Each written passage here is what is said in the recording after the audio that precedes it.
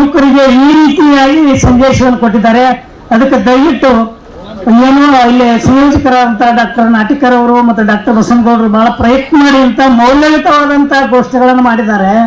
ಪುಕ್ಕಟೆಯಾಗಿ ನಿಮಗ ಊಟ ಉಪಚಾರ ಎಲ್ಲ ಕೊಟ್ಟರು ಕೂಡ ನೀವು ಕುಂತು ಸಮಾಧಾನದಿಂದ ಕೇಳಕ್ ತಯಾರಿಲ್ಲ ಅಂತಂದ್ರೆ ಇನ್ನೇನು ಮಾಡ್ಲಿಕ್ಕೆ ಸಾಧ್ಯ. ಇರಲಿ, ಈ ಗೋಷ್ಠಿಯಲ್ಲಿ ಕರ್ನಾಟಕ ವಿಶ್ವವಿದ್ಯಾಲಯದ ಸಮಾಜಶಾಸ್ತ್ರದ ಮುಖ್ಯಸ್ಥರಾದಂತಹ ಡಾಕ್ಟರ್ ಅಜೀಮ್ ವೇಲ್ಜಿ ಅವರು ತಮ್ಮದೇ ಆದಂತಹ ಸ್ಟೈಲ್ನೊಳಗ ಅಧ್ಯಕ್ಷೀಯ ಮಾತುಗಳನ್ನ ಮಾತಾಡಿದ್ರು. ಇಲ್ಲ ನಾ ಬೇಕಂತ ಪ್ರೇಮ್ಜಿ ಅಂತೀನಿ ಅದನ್ನ ಇಲ್ಲ.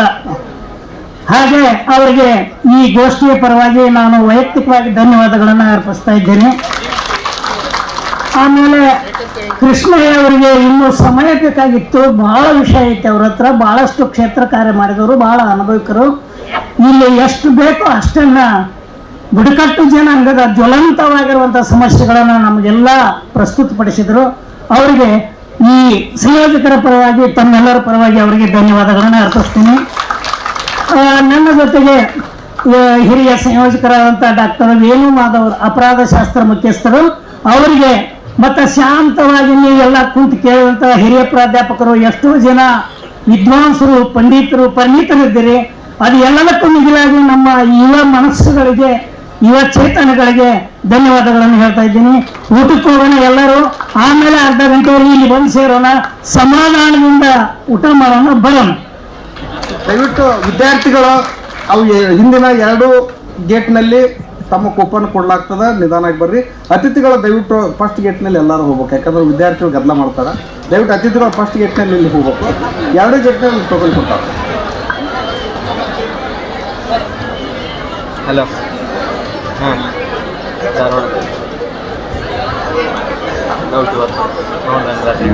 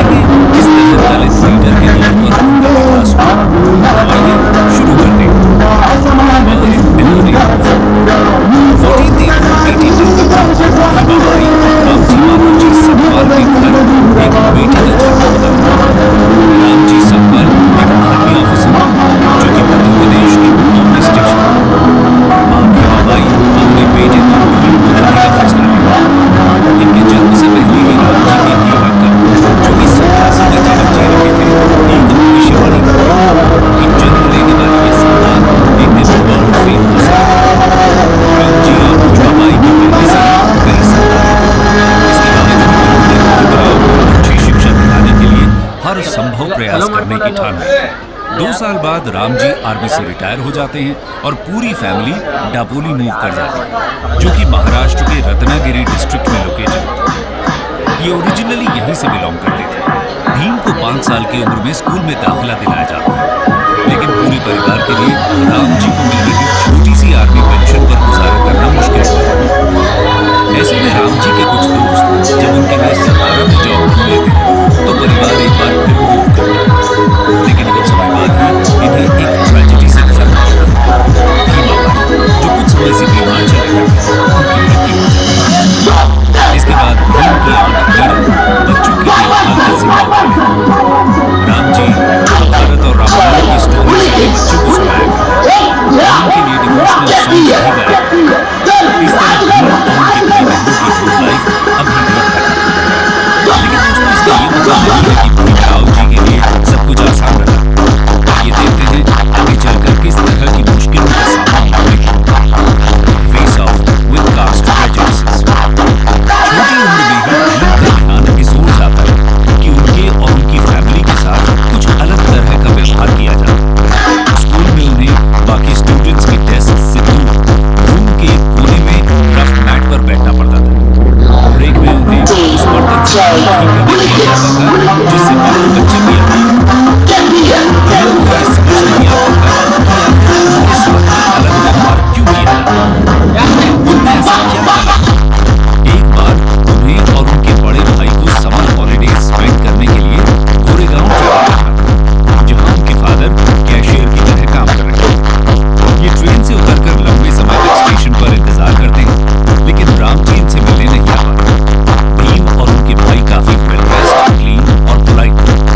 स्टेशन मास्टर थोड़ा काइंडनेस शो करते हुए इनके पास आते हैं और पूछते हैं कि ये लोग कौन हैं और कहाँ जा रहे हैं। इस पर भीम बिना कुछ सोचे उन्हें बता देते हैं कि वो बाहर से।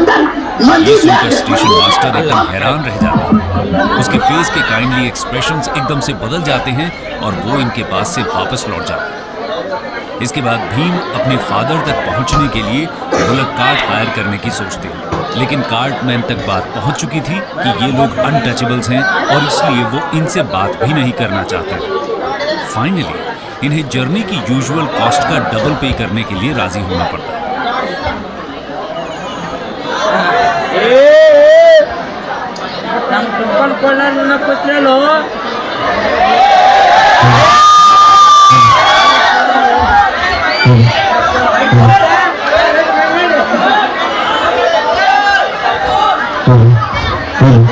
ದಯವಿಟ್ಟು ಎಲ್ರು ಕೂತ್ಕೊಡಿ, ಎಲ್ರಿಗೂ ಕೂಪನ್ ಸಿಗ್ತಾವ. ನೀವು ಇಟ್ಕೊಂಡ್ರೆ ಕೂಪನ್ ಕೊಡಲ್ಲ, ಅಲ್ಲಿ ಒಳಗ ರಶ್ ಎಷ್ಟು ಫುಲ್.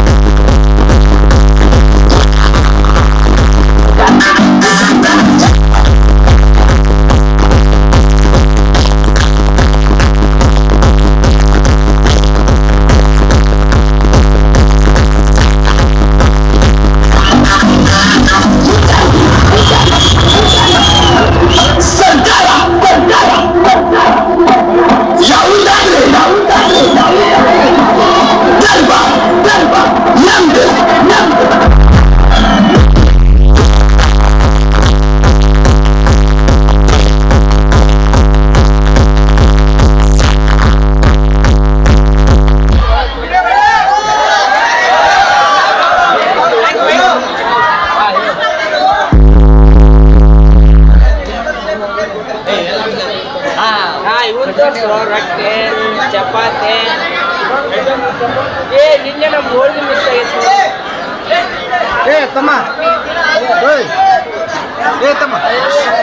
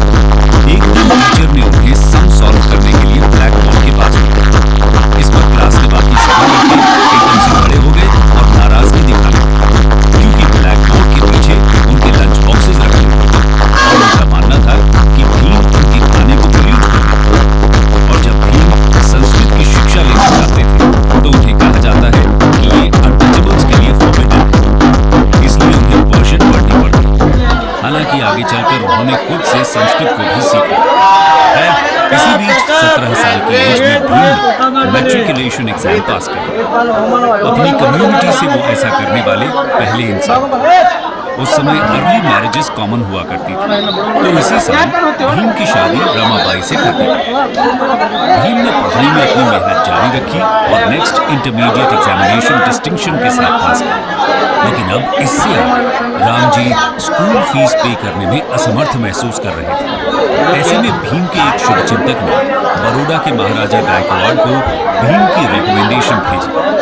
शाहू महाराज ने इन्हें मंथली स्कॉलरशिप ग्रांट कर दी। इस स्कॉलरशिप की हेल्प से भीमराव 1912 में अपनी बीए पास कर लेते हैं और इसके बाद उन्हें सिविल सर्विस में एक जॉब दे दी जाती है। लेकिन सिर्फ 2 हफ्तों के बाद ही उन्हें वापस बॉम्बे अपने घर जाना पड़ता है, क्योंकि राम जी बहुत बीमार पड़ गए थे और कुछ समय बाद ही उनका स्वर्गवास हो जाता है। इसके बाद 1913 में दोस्तों भीमराव को आगे पढ़ने का मौका मिलता है।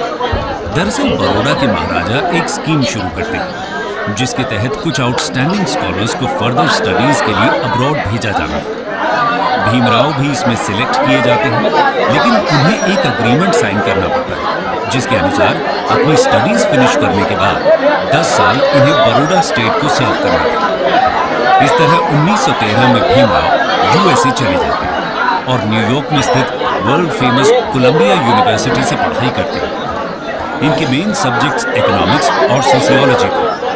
2 साल के अंदर वो एमए की डिग्री हासिल कर लेते हैं और अगले ही साल अपनी पीएचडी थीसिस भी कंप्लीट कर लेते हैं। इसके बाद वो कोलंबिया छोड़कर इंग्लैंड चले जाते हैं और वहां London school of economics join कर लेते हैं। हालांकि उन्हें कोर्स पूरा होने से पहले ही लंदन छोड़ना पड़ता है, क्योंकि स्टेट ऑफ बड़ौदा द्वारा दी गई स्कॉलरशिप एक्सपायर हो जाती है। भीमराव को 3 साल का इंतजार करना पड़ता है लंदन वापस जाकर अपनी पढ़ाई पूरी करने। खैर, उससे पहले बात करते हैं वापस इंडिया आकर उनके किस तरह के एक्सपीरियंस हैं।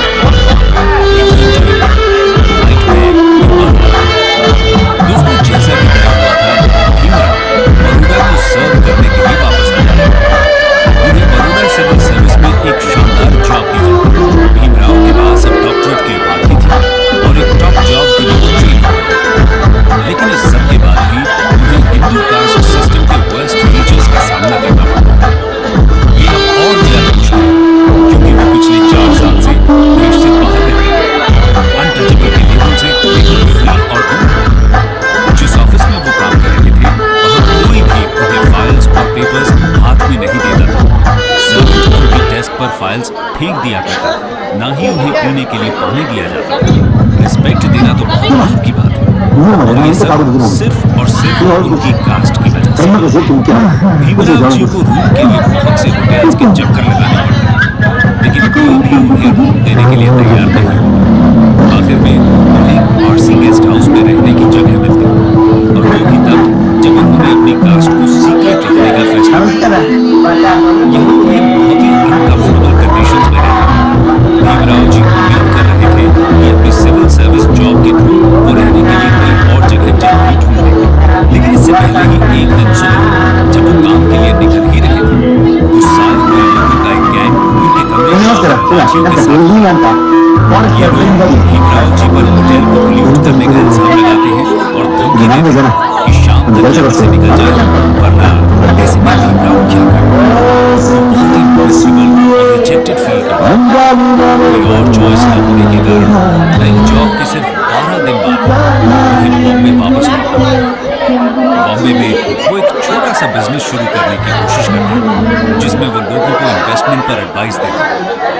लेकिन कस्टमर्स को जैसे ही उनकी कास्ट के बारे में पता चलता है, ये बिजनेस भी फेल हो जाता है। यानी काबिलियत भले ही कितनी भी हो, सिर्फ एक कास्ट के लेबल की वजह से भीमराव जी को हर जगह अवहेलना और तिरस्कार का सामना करना पड़ रहा था। दोस्तों, इसके बाद भीमराव जी की लाइफ का एक नया फेज शुरू होता है। आइए जानते हैं उसके बारे में। Bhimrao rise as a leader of India's untouchables. 1918 में भीमराव बॉम्बे के सिडनम कॉलेज में लेक्चरर बन जाते हैं और यहाँ स्टूडेंट्स के बीच एक ब्रिलियंट टीचर और स्कॉलर के रूप में उनकी एक पहचान बन जाती है। इसी समय उन्होंने एक मराठी न्यूज़पेपर मूक नायक की शुरुआत भी की, जो कि अनटचेबल्स की आवाज बनता है। भीमराव जी ने कॉन्फ्रेंसेस ऑर्गेनाइज और अटेंड करना भी शुरू किया, क्योंकि वो जान चुके थे कि दलित्स की सफरिंग को पब्लिसाइज करने की जरूरत है और उनके इक्वल राइट्स के लिए फाइट करना भी जरूरी है। उनकी खुद की जिंदगी ने उन्हें इस संघर्ष की अहमियत समझा दी थी।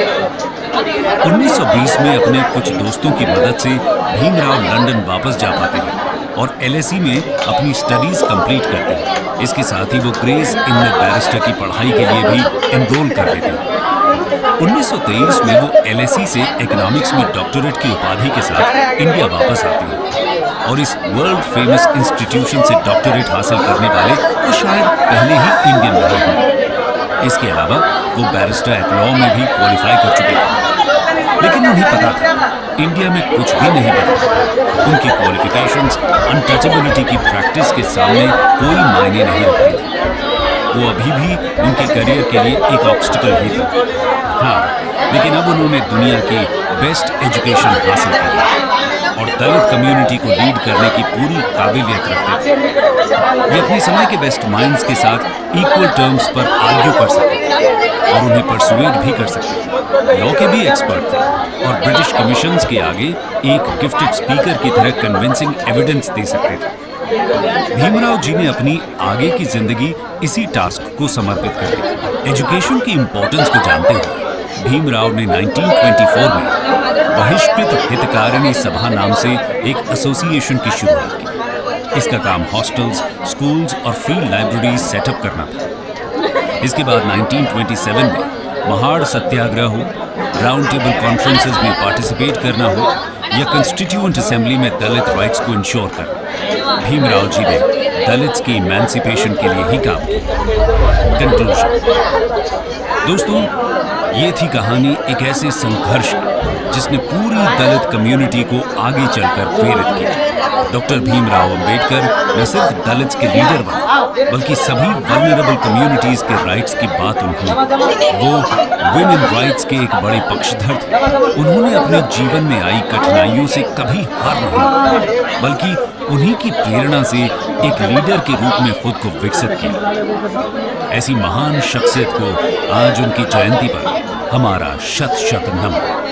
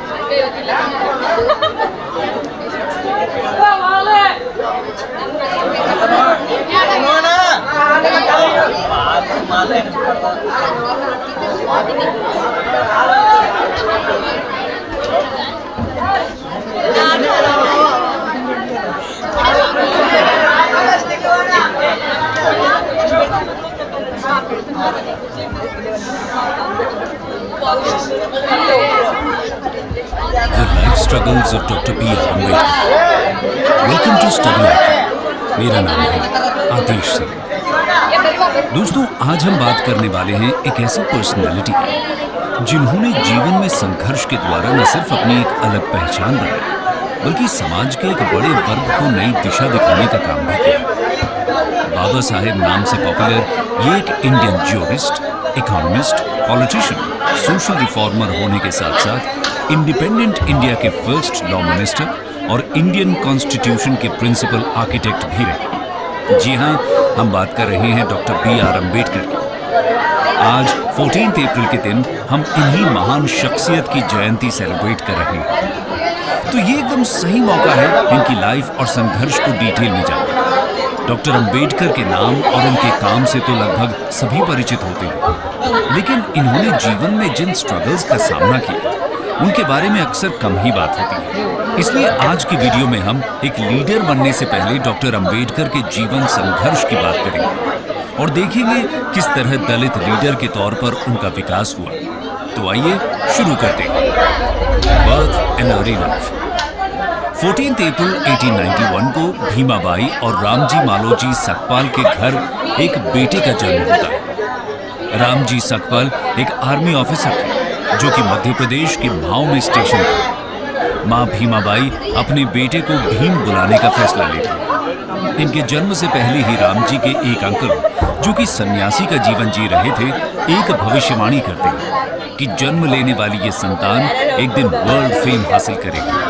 रामजी और भीमाबाई की पहले से ही कई संतानें थीं। इसके बावजूद उन्होंने भीमराव को अच्छी शिक्षा दिलाने के लिए हर संभव प्रयास करने की ठान ली थी। 2 साल बाद रामजी आर्मी से रिटायर हो जाते हैं और पूरी फैमिली डापोली मूव कर जाती है, जो कि महाराष्ट्र के रत्नागिरी डिस्ट्रिक्ट में लोकेटेड है। ये ओरिजिनली यहीं से बिलोंग करते थे। भीम को 5 साल की उम्र में स्कूल में दाखिला दिलाया जाता है, लेकिन पूरे परिवार के लिए राम जी को मिल रही छोटी सी आर्मी पेंशन पर गुजारा करना मुश्किल हो रहा था। ऐसे में राम जी के कुछ दोस्त जब उनके लिए सतारा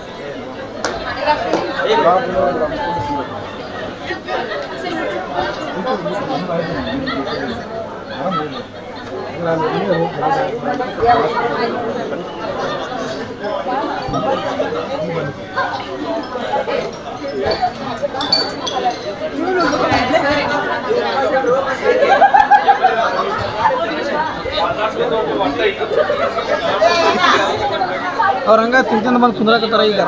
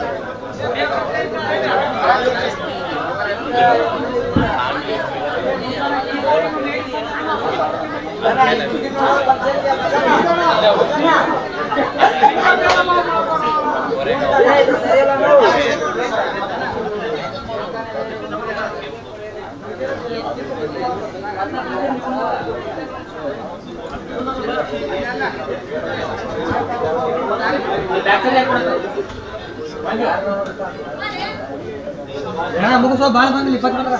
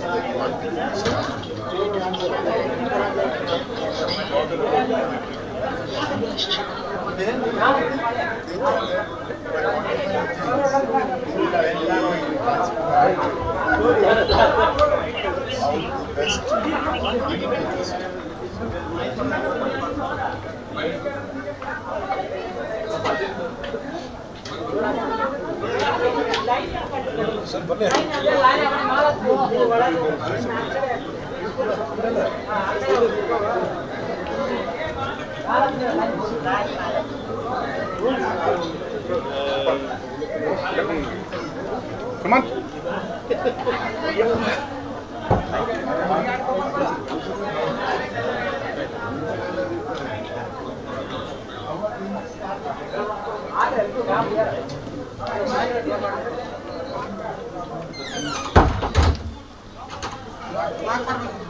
ಲಾಕ್ ಮಾಡ್ಬೇಕು ಒಂದು ಲಾಕ್ ಮಾಡಿ ಹೇಳ್ತೀನಿ ಒಂದು ಲಾಕ್ ಮಾಡಿ ಹಾಂ ಇಲ್ಲಿ ಬರ್ತಾನೆ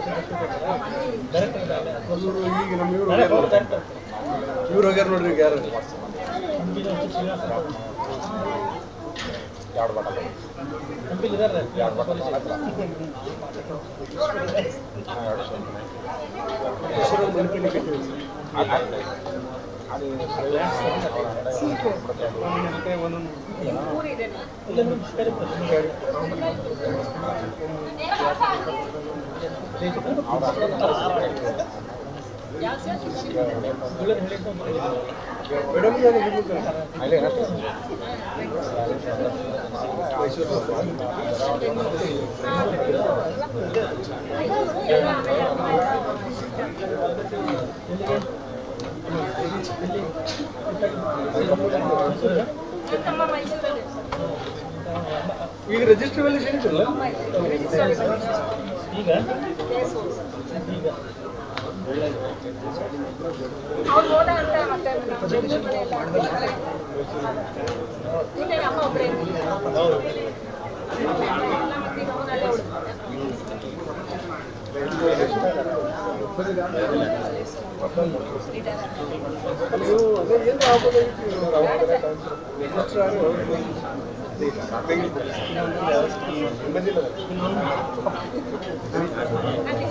ಹೌದು ಬೆಸ್ಟ್ ಯಾರೋ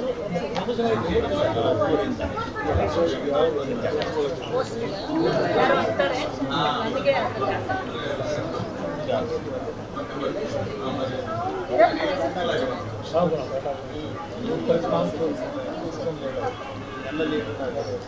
ನನಗೆ ಕ್ಲೈಮೇಟ್ ವೈಸ್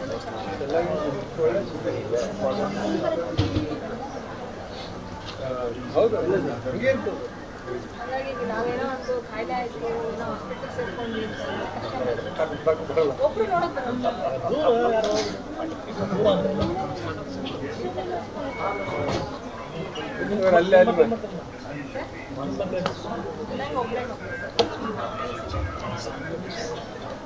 ಮನಿ ತಗೊಂಡ್ರಲ್ಲ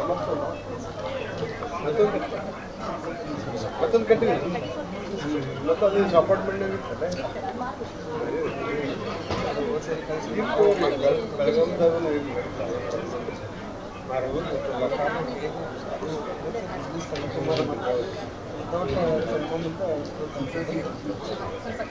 ಇಂಡಿಯಾ ಅವ್ರು ಬೇಕು ಇದು ಬೇಕು ಇಂಡಿಪೆಂಡೆನ್ಸ್ ಬೇಕು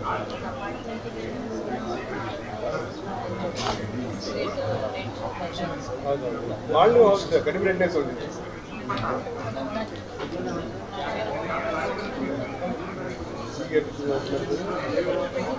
ಆಯ್ತಲ್ಲ ನಾನು ಅದೇ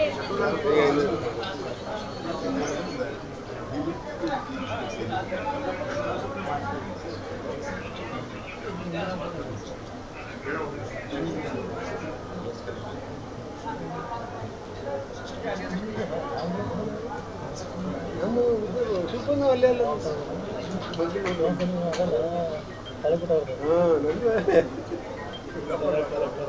ಒಂದು ತಮಿಳಲ್ಲಿ ನಮ್ಮ ಏನು ನೋಡಿಲ್ಲ ಮೇಡಮ್ ಮಾಡಿದ್ದೀವಿ ಹಾಗಂತ ಹೇಳ್ತೇನೆ ಮಡಿ ಒಟ್ಟು ನಾವು ಏನು ನೋಡ್ಬೇಕಪ್ಪ ಇದು ಮಡಿಲ್ಲ ಒಂದು ಭೇಟಿಯಾಗಿ ನಾವು ಬಟ್ ನಾ ಇಲ್ಲಿ ಕುದುರ್ಲಿಲ್ಲ ಬೆಲ್ಲ ಒಳ್ಳೆ ಕನ್ನಡ ಮೀಟಿಂಗ್ ಇದ್ದು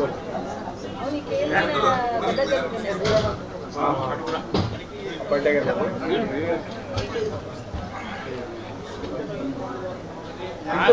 ಎಲ್ಲರೂ ಮಾಡ್ಬೇಕು ಮಾಡೋದು ಎಲ್ಲರೂ ಕಡೆಗೆ ಕುವೆಂಪುದಾಗ ಹೇಳ್ತಾರೆ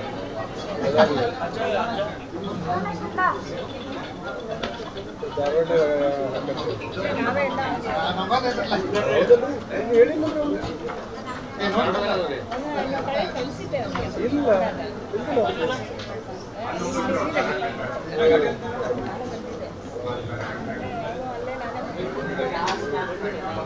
ಸರಿ ನಾಲ್ಕೈತಲ್ಲ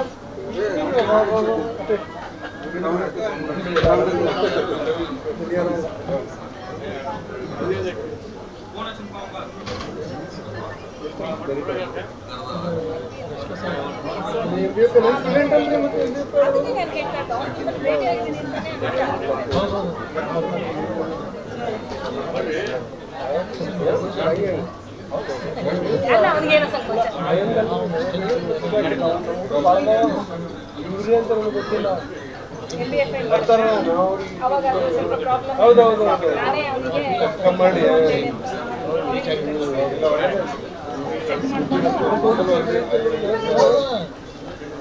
ಬರ್ತಾರೆ ಭಾಳ ಬರ್ತಾವ ಮಾತಾಡ್ತೀನಿ ನಾನು ಮಾತಾಡಿ ಎಲ್ಲರಿಗೂ ಹೆಲ್ಪ್ ಮಾಡಿರ್ತೀವಿ ಮತ್ತು ಅವ ಆಮೇಲೆ ಅಲ್ಲ ಅದೆಲ್ಲ ಹುಡುಗಿ ನೆಕ್ಸ್ಟ್ ಪರ್ಮನೆಂಟ್ ಆಯ್ತಲ್ಲ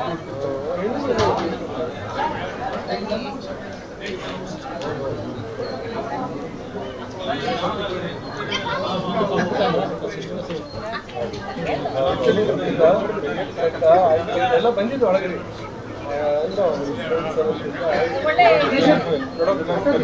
ಅಲ್ಲ ಈಗ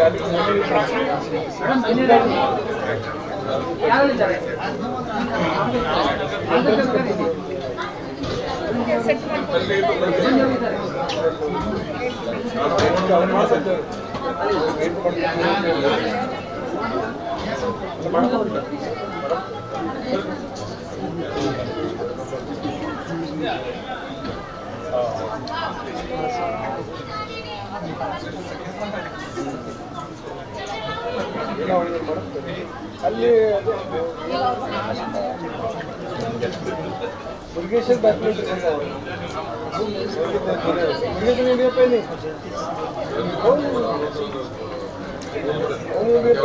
ನಾನೇ ಕಲ್ತಿದ್ದೆ ಸರ್ ಓದಿದ್ದೆ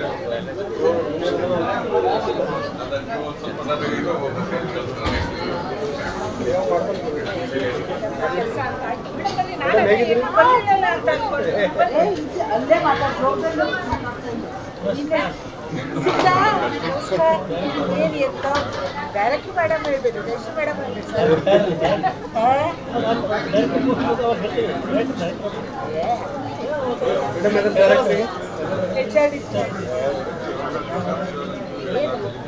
ಮತ್ತೆ ಜೋಕನ್ ಸೇರ್ತೆ ಮಾತಾಡ್ತಾರೆ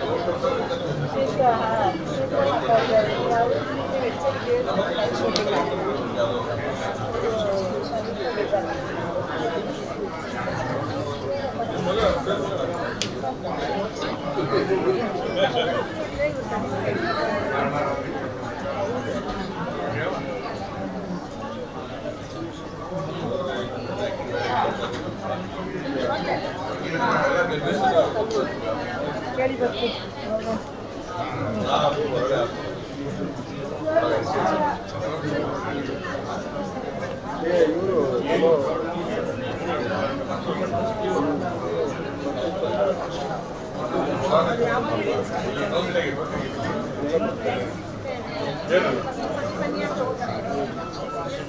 ಬಂದೆ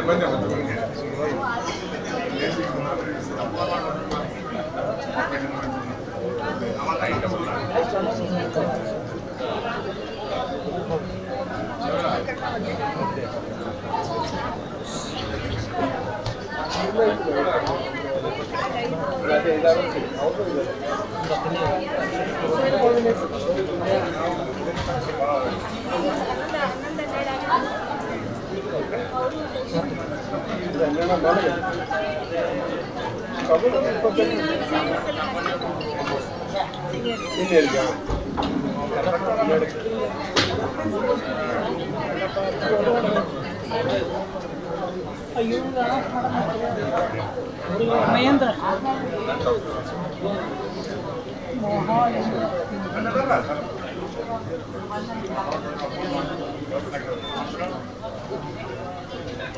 ಮಹೇಂದ್ರ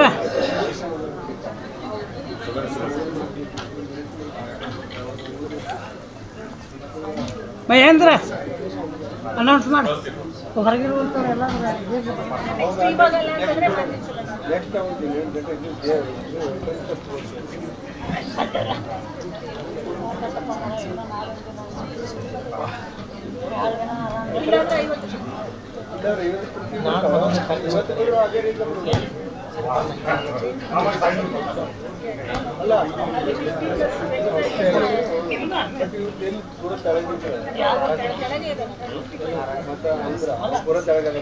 ಅವನು ಏನ್ ಮಾಡಿದಾನೆ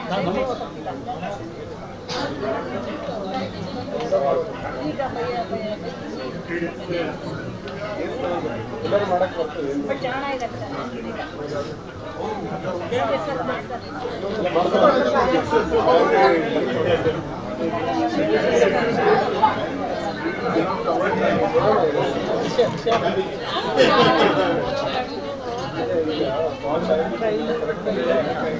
ಅದಕ್ಕೆ ನಾನು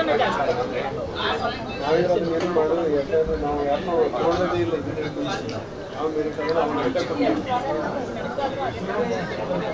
ಎಷ್ಟು ಜನ ಬರ್ತಾರೆ ನಾವು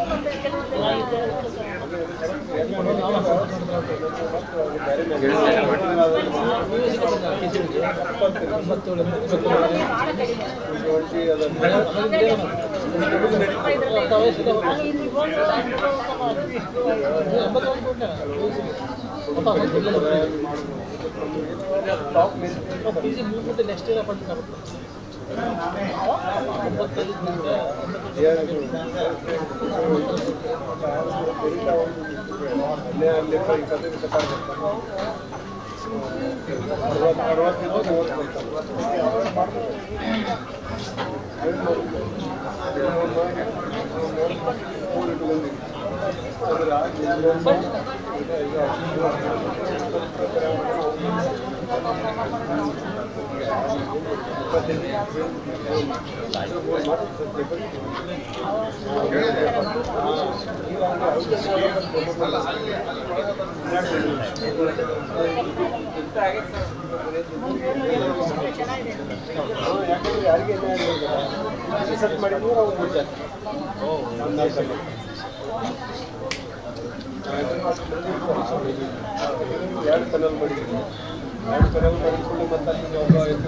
ಈಗ ಶಿವಾಜಿ ತಂಡದವರಿಂದ ಒಂದು ಕ್ರಾಂತಿಗೀತೆ ಶಿವಾಜಿ ಸಿಡಿ ಸಿಡಿ ಪಿರಮಿಡ್ ಎಸ್ ಪಿರಮಿಡ್ ಅವರಿಂದ ಒಂದು ಕ್ರಾಂತಿಗೀತೆ. ಬೇಗ ಬೇಗ ಹೊರಗಿರುವಂತ ಎಲ್ಲ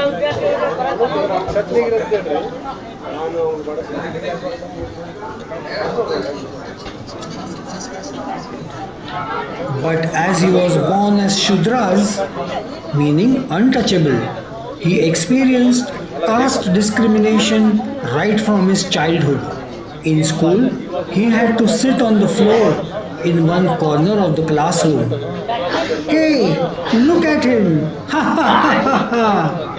The teachers would not touch his notebooks. Sir, can you please check my homework? No, not now. Upper caste students would not talk, study, or even play with him.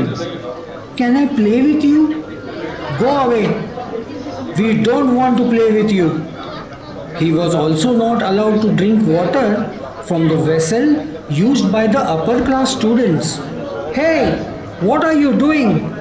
You cannot drink water from this glass. Despite many difficulties, young Bhimrao never lost heart. By the quality of his hard work, determination and commitment, he earned several scholarships to support his education. His teacher gave him the surname Ambedkar in school records. In 1906, when he was just 15 years old, he got married. He was just 9 years old at that time. Continued his studies and passed his matriculation exam from Bombay University with flying colors in 1908. He joined the Elphinstone College for further education. In 1912, he graduated in political science and economics from the Bombay University and got a job in Baroda. During a public ceremony, Dada Keluskar gifted him biography of Buddha. Here, this is a small gift for you. What is it, sir? It is the biography of Buddha. It will guide you to lead a successful life. In 1913, Bhimrao Ambedkar lost his father.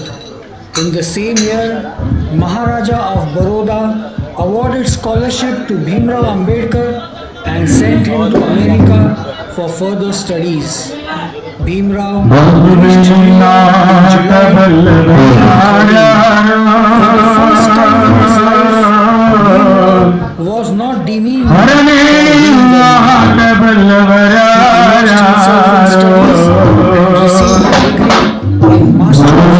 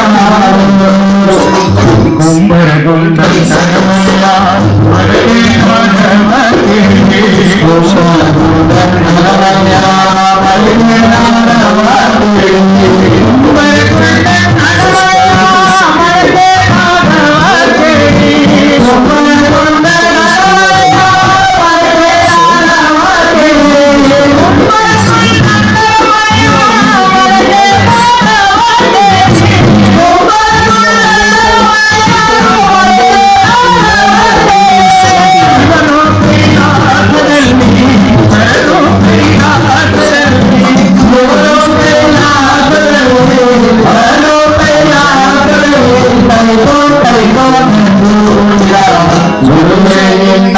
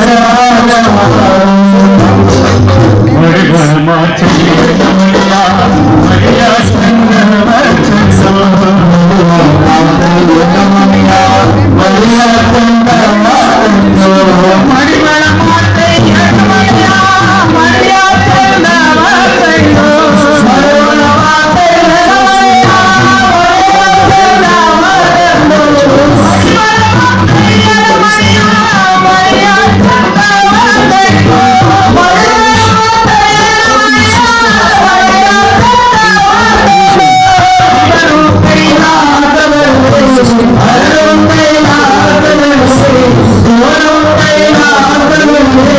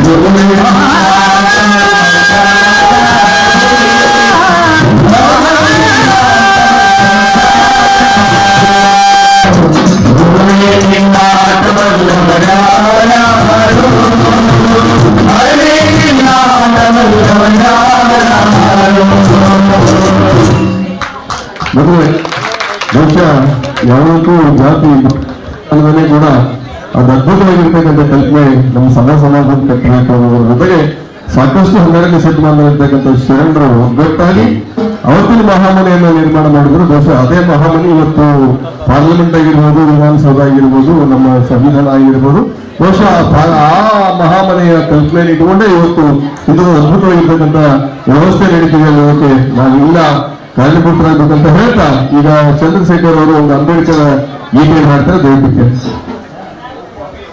ಸಾಲ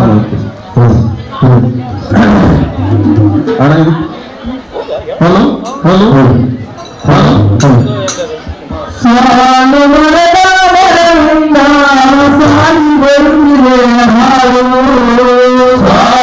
ಮರದಿಂದ ಸಾಲಿ ಬರುತ್ತಿದೆ ಹಾಡು, ಸಾಲು ಮರದಿಂದ ಸಾಲಿ ಬರುತ್ತಿದೆ ಹಾಡು, ಸಾಲು ಮರದಿಂದ ಸಾಲಿ ಬರುತ್ತಿದೆ ಹಾಡು, ಸಾಲು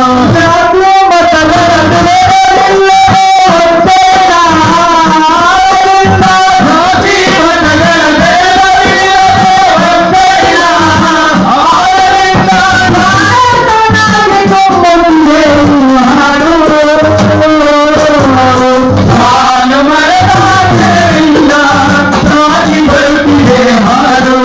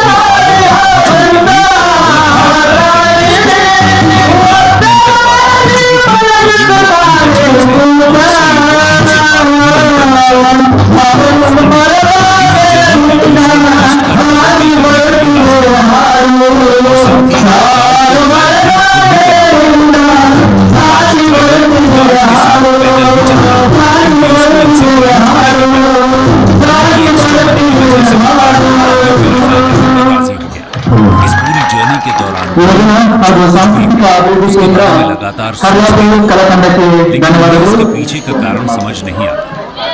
वो और उनके ಎಲ್ಲರಿಗೂ ಜೈ.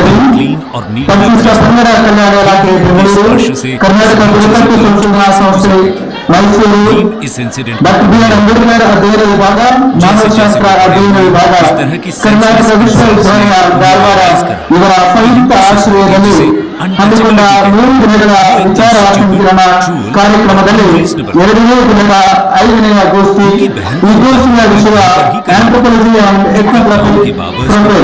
ಈ ಗೋಷ್ಠಿಯ ಅಧ್ಯಕ್ಷತೆಯನ್ನು ವಹಿಸಿಕೊಳ್ತಿರುವ professor Jayashree madam, director HRDC, एक ही जवाब होता है. Professor department of sociology, Karnataka university Dharwad ಇವರು ವೇದಿಕೆಯನ್ನು ಅಲಂಕರಿಸಬೇಕಾಗಿ ಅವರಲ್ಲಿ ವಿನಂತಿಸುತ್ತೇನೆ. हमेशा होता रहा ಅದೇ ರೀತಿ ಈ ಗೋಷ್ಠಿಯ ಸಂಪನ್ಮೂಲ ವ್ಯಕ್ತಿಗಳಾಗಿರ್ತಕ್ಕಂಥ doctor CG Hussain Khan, professor change हो सकता है. Retired department of anthropology, Karnataka ವಿಶ್ವವಿದ್ಯಾಲಯ ಧಾರವಾಡ ಇವರು ವೇದಿಕೆಯನ್ನು ಅಲಂಕರಿಸಬೇಕಾಗಿ ಅವರಲ್ಲಿ ವಿನಂತಿಸುತ್ತೇನೆ. ಅದೇ ರೀತಿ ಈ ಗೋಷ್ಠಿಯ ಸಂಯೋಜಕರಾಗಿ ಆಗುವಂತ doctor Sanjay Kumar Malgatti sir, doctor SP Sugandhi sir, doctor Sumanth H Uramath sir, doctor Chandrashekar Bansode sir ಇವರು ವೇದಿಕೆಯನ್ನ ಅಲಂಕರಿಸಬೇಕಾಗಿ ಅವರಲ್ಲಿ ವಿನಂತಿಸಿಕೊಳ್ತೇನೆ. वो भीम की काबिलियत पहचानते हुए उनके अच्छे काम की तारीफ करते थे और उन्हें प्रोत्साहित करते थे. इन्होंने ही भीम का लास्ट नेम अपने खुद के सरनेम अंबेडकर में चेंज किया. इससे पहले स्कूल में भीम का सरनेम उनके फादर ने अंबा दावे कर रजिस्टर कराया था, जिसका अर्थ था कि ये अपने नेटिव विलेज अंबा दावे से आते हैं. दोस्तों, जब भीम के फादर ने दोबारा शादी का फैसला ಈ किया, ಗೋಷ್ಠಿಯ भीम काफी ಅಧ್ಯಕ್ಷತೆಯನ್ನು ವಹಿಸಿಕೊಂಡಿರ್ತಕ್ಕಂಥ मदर को काफी मिस करते ಪ್ರೊಫೆಸರ್ ಜಯಶ್ರೀ ಮೇಡಮ್, वो यहाँ से ನಿರ್ದೇಶಕರು जाना चाहते HRDC और ಇವರಿಗೆ इसके लिए उन्होंने अपनी आंटी का पर्स ಸಾವಿತ್ರಿ चुराने का ಹಿರೇಮಠ್ फैसला किया. ಇವರು ಪುಷ್ಪವನ್ನು ಕೊಟ್ಟು ಸ್ವಾಗತಿಸಿಕೊಳ್ಳಬೇಕಾಗಿ ಅವರಲ್ಲಿ ವಿನಂತಿಸಿಕೊಳ್ತೇನೆ. तो उसमें सिर्फ एक छोटा सा सिक्का ही था. भीम को काफी शर्मिंदगी महसूस हुई. उन्होंने उस कॉइन को वापस रखा और खुद से एक वादा किया कि वो पढ़ाई में खूब मेहनत करेंगे और ಅದೇ ರೀತಿ ಈ ಕಾರ್ಯಕ್ರಮದಲ್ಲಿ ಸಂಪನ್ಮೂಲ ವ್ಯಕ್ತಿಗಳಾಗಿರ್ತಕ್ಕಂಥ doctor CG Hussain Khan sir, ನಿವೃತ್ತ ಪ್ರಾಧ್ಯಾಪಕರು, ಡಿಪಾರ್ಟ್ಮೆಂಟ್ ಆಫ್ ಆಂಥ್ರೋಪಾಲಜಿ, ಕರ್ನಾಟಕ ವಿಶ್ವವಿದ್ಯಾಲಯ ಧಾರವಾಡ ಇವರಿಗೆ ರವಿ ಅರಸು ಪುಷ್ಪಗುಚ್ಛವನ್ನು ಕೊಟ್ಟು ಸ್ವಾಗತಿಸಿಕೊಳ್ಳಬೇಕಾಗಿ ಅವರಲ್ಲಿ ವಿನಂತಿಸಿಕೊಳ್ತೇನೆ. अपनी फैमिली के साथ बॉम्बे मूव कर जाते हैं. यहाँ इन्हें एक ऐसे एरिया में रहना पड़ता है जहाँ गरीब से गरीब लोग रहा करते हैं, और वो भी सिर्फ एक छोटे से कमरे में. ಮತ್ತು ಈ ಕಾರ್ಯಕ್ರಮದ ಸಂಯೋಜಕರಾಗಿರ್ತಕ್ಕಂಥ ಡಾಕ್ಟರ್ ಸಂಜಯ್ ಕುಮಾರ್ ಮಾಲ್ಗಟ್ಟಿ ಸರ್ ಇವರಿಗೆ ಮಾಂತೇಶ್ ಶ್ರೀಕಾಕರ್ ಇವರು ಪುಷ್ಪವನ್ನು ಕೊಟ್ಟು ಸ್ವಾಗತಿಸಿಕೊಳ್ಳಬೇಕಾಗಿ ವಿನಂತಿಸಿಕೊಳ್ತೇನೆ. वो बहुत क्राउडेड फील होता था और बाहर स्ट्रीट्स भी बहुत नॉइजी हुआ करती थी. इसलिए भीम स्कूल से ಇನ್ನೂರ ಸಂಯೋಜಕರಾಗಿರ್ತಕ್ಕಂಥ और फिर उनके doctor SP Sugandhi sir, assistant professor department of anthropology, Karnataka ವಿಶ್ವವಿದ್ಯಾಲಯ ಧಾರವಾಡ ಇವರಿಗೆ और पढ़ाई पीसफुली कर सकते. ನಾಗಪ್ಪ ಕಾಂಬ್ಳೆ ಇವರು ಪುಷ್ಪವನ್ನು ಕೊಟ್ಟು ಸ್ವಾಗತಿಸಿಕೊಳ್ಳಬೇಕಾಗಿ ವಿನಂತಿಸಿಕೊಳ್ತೇನೆ. विलेजेस से ज्यादा मॉडर्न थे. भीम पाते हैं कि उन्हें अभी भी ರವಿ ಅರಸು untouchable ಅವರು बोला ಪುಷ್ಪವನ್ನು ಕೊಟ್ಟು जाता है और ऐसे ಸ್ವಾಗತಿಸಿಕೊಳ್ಳಬೇಕು. ट्रीट किया जाता है जैसे कि वो बहुत अलग और खराब है. यहाँ तक कि उनके फेमस स्कूल में भी ऐसा होता था. एक दिन टीचर ಅದೇ ने ರೀತಿ उन्हें ಈ sum solve ಕಾರ್ಯಕ್ರಮದಲ್ಲಿ करने के लिए ಉಪಸ್ಥಿತರಿರ್ತಕ್ಕಂಥ blackboard के पास बुलाया. Doctor Sumanth S Uramath sir, assistant professor department of sociology, Rani Chennamma ವಿಶ್ವವಿದ್ಯಾಲಯ ಬೆಳಗಾವಿ ಇವರಿಗೆ Boxes रखे हुए थे. ಮಂಜುನಾಥ್ ಧರ್ಮನಿ ಪುಷ್ಪವನ್ನು ಕೊಟ್ಟು ಸ್ವಾಗತಿಸಿಕೊಳ್ಳಬೇಕಾಗಿ ಅವರಲ್ಲಿ ವಿನಂತಿಸಿಕೊಳ್ತೇನೆ. और जब भीम संस्कृत की शिक्षा लेना चाहते थे तो उन्हें कहा जाता है कि ये अनटचेबल्स के ಮತ್ತು लिए forbidden है. ಇನ್ನಿರುವ ಉಪಸ್ಥಿತರಿರತಕ್ಕಂಥ doctor Chandrashekar Bansode, assistant professor department of MSW, Rani Chennamma university Belagavi ಇವರಿಗೆ ಮಾಂತೇಶ್ ಇವರು ಪುಷ್ಪವನ್ನು ಕೊಟ್ಟು ಸ್ವಾಗತಿಸಿಕೊಳ್ಳಬೇಕಾಗಿ अपनी ವಿನಂತಿಸಿಕೊಳ್ತೇನೆ. कम्युनिटी से वो ऐसा करने वाले पहले इंसान. उस समय अर्ली मैरिजेस कॉमन हुआ करती थी, तो इसी साल भीम की शादी रमाबाई से कर दी गई. भीम ने पढ़ाई में अपनी मेहनत जारी रखी ಹಲೋ, और नेक्स्ट ಸಭಿಕರಲ್ಲಿ ವಿನಂತಿ, ದಯವಿಟ್ಟು डिस्टिंक्शन के ಗಲಾಟೆ ಮಾಡಬಾರ್ದು, ಹಿಂದ್ಗಡೆ ಇರೋರು. लेकिन अब इससे आगे hello. Ram ji school fees पे करने में यारो गलाटे असमर्थ मारबार्दु। महसूस कर रहे थे. ऐसे में भीम के एक शुभ चिंतक ने बड़ौदा के महाराजा ಈಗ ಈ ಕಾರ್ಯಕ್ರಮದ ಸಂಯೋಜಕರಾಗಿರ್ತಕ್ಕಂಥ ಡಾಕ್ಟರ್ SP ಸುಗಂಧಿ ಸರ್ ಈ ಕಾರ್ಯಕ್ರಮ ಉದ್ದೇಶಿಸಿ ಪ್ರಾಸ್ತಾವಿಕ ನುಡಿಗಳನ್ನು ಹೇಳಬೇಕಾಗಿ ಅವರಲ್ಲಿ स्कॉलरशिप ವಿನಂತಿಸಿಕೊಳ್ತೇನೆ. की हेल्प से भीमराव 1912 में अपनी BA पास कर लेते हैं और इसके बाद उन्हें सिविल सर्विस में एक जॉब दे दी जाती है.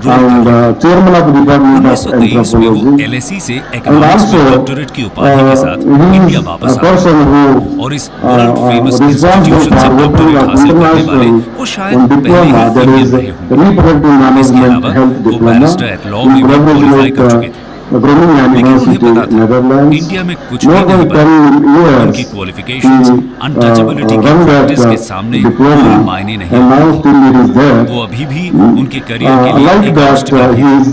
has given a लेकिन lot अब of उन्होंने दुनिया contribution to की best academics education as a हासिल कर diverse ली member और throughout दलित India, कम्युनिटी as को a लीड करने की पूरी union काबिलियत member, रखते थे। and is a member of ये अपने समय के बेस्ट different माइंड्स के साथ bodies इक्वल in टर्म्स पर आर्ग्यू कर anthropology. सकते थे And और उन्हें we are परसुएट भी going कर to सकते celebrate, थे। we लॉ के are भी going to एक्सपर्ट थे और witness ब्रिटिश कमीशंस World के आगे Anthropology एक गिफ्टेड स्पीकर की तरह Congress, which will be convincing held evidence they in सकते थे।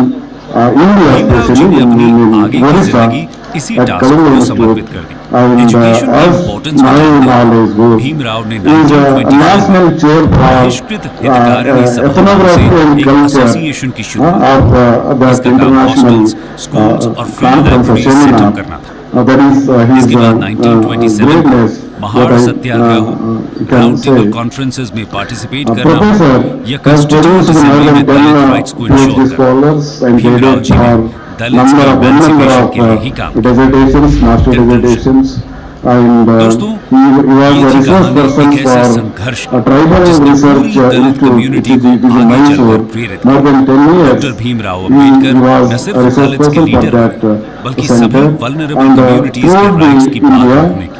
वो he women will rights go के एक and बड़े पक्षधर थे। again उन्होंने help अपने any जीवन में आई कठिनाइयों से any कभी हार नहीं centers मानी, as a बल्कि resource उन्हीं की person. प्रेरणा से For एक these लीडर के रूप में खुद introductory को words विकसित about किया।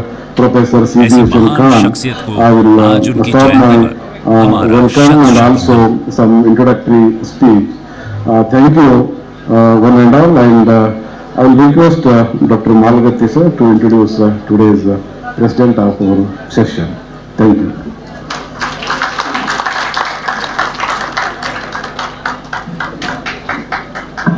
ಎಲ್ರಿಗೂ ನಮಸ್ಕಾರ.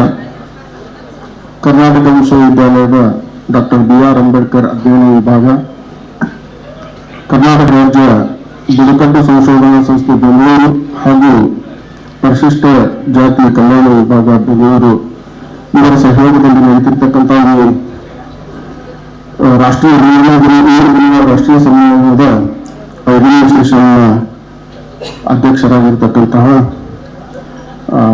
ಡಾಕ್ಟರ್ ಜಯಶ್ರೀ ಮೇಡಮ್ ಅವರನ್ನ ಪರಿಚಯ ಮಾಡಿಕೊಳ್ಳಲು ನನಗೆ ಬಹಳ ಸಂತೋಷ ಅನಿಸುತ್ತೆ. It gives me immense pleasure to introduce today's president of today's session, Professor Jayashree Madam. Dr. Jayashree is professor in the Department of Sociology, Karnataka University, Dharwad. Is having excellent academic and research experiences.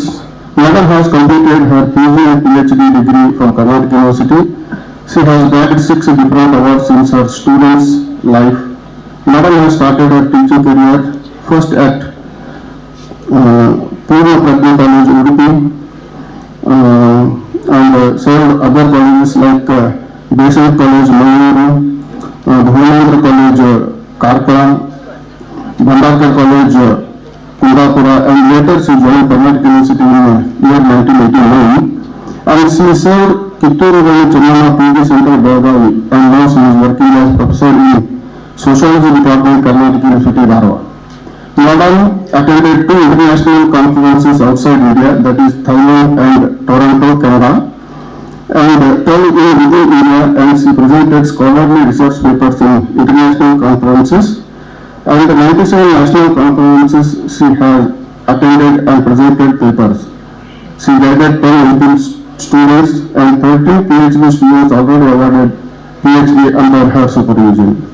Madam participated as a resource person and delivered 134 lectures in different colleges, departments, and government-sponsored agencies.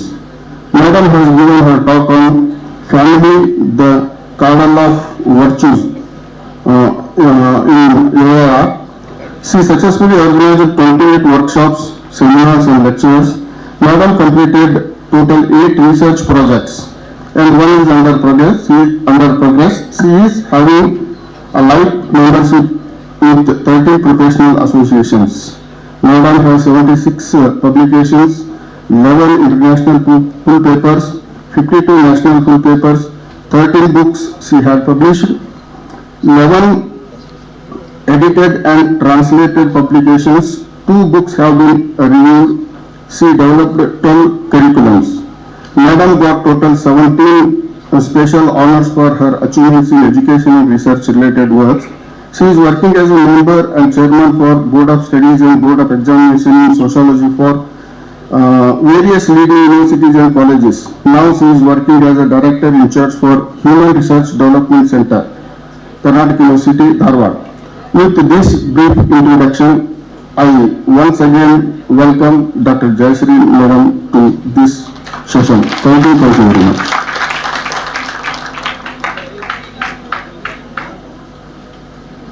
ಧನ್ಯವಾದ sir. ಈ ಗೋಷ್ಠಿಯ ಸಂಪನ್ಮೂಲ ವ್ಯಕ್ತಿಗಳಾಗಿರ್ತಕ್ಕಂಥ doctor ಸಿ.ಜಿ. Hussain Khan, ನಿವೃತ್ತ ಪ್ರಾಧ್ಯಾಪಕರು, ಮಾನವಶಾಸ್ತ್ರ ಅಧ್ಯಯನ ವಿಭಾಗ, ಕರ್ನಾಟಕ ವಿಶ್ವವಿದ್ಯಾಲಯ, ಧಾರವಾಡ, ಇವರು ತಮ್ಮ ವಿಚಾರ ಮಂಡನೆಯನ್ನು ಮಾಡಬೇಕಾಗಿ ಅವರಲ್ಲಿ ವಿನಂತಿಸಿಕೊಳ್ತೇನೆ.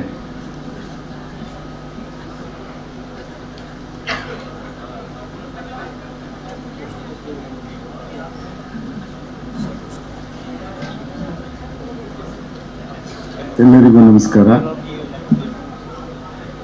ನಾನು ಪೂರ್ತಿ ಇಂಗ್ಲಿಷು ಮಾತಾಡೋದಿಲ್ಲ, ಪೂರ್ತಿ ಕನ್ನಡವೂ ಮಾತಾಡೋದಿಲ್ಲ, ಎಲ್ಲ ಮಿಕ್ಸ್ ಮಾಡಿ ಮಾತಾಡ್ತಾ ಇದ್ದೀನಿ, ಕ್ಷಮಿಸಬೇಕು. Okay.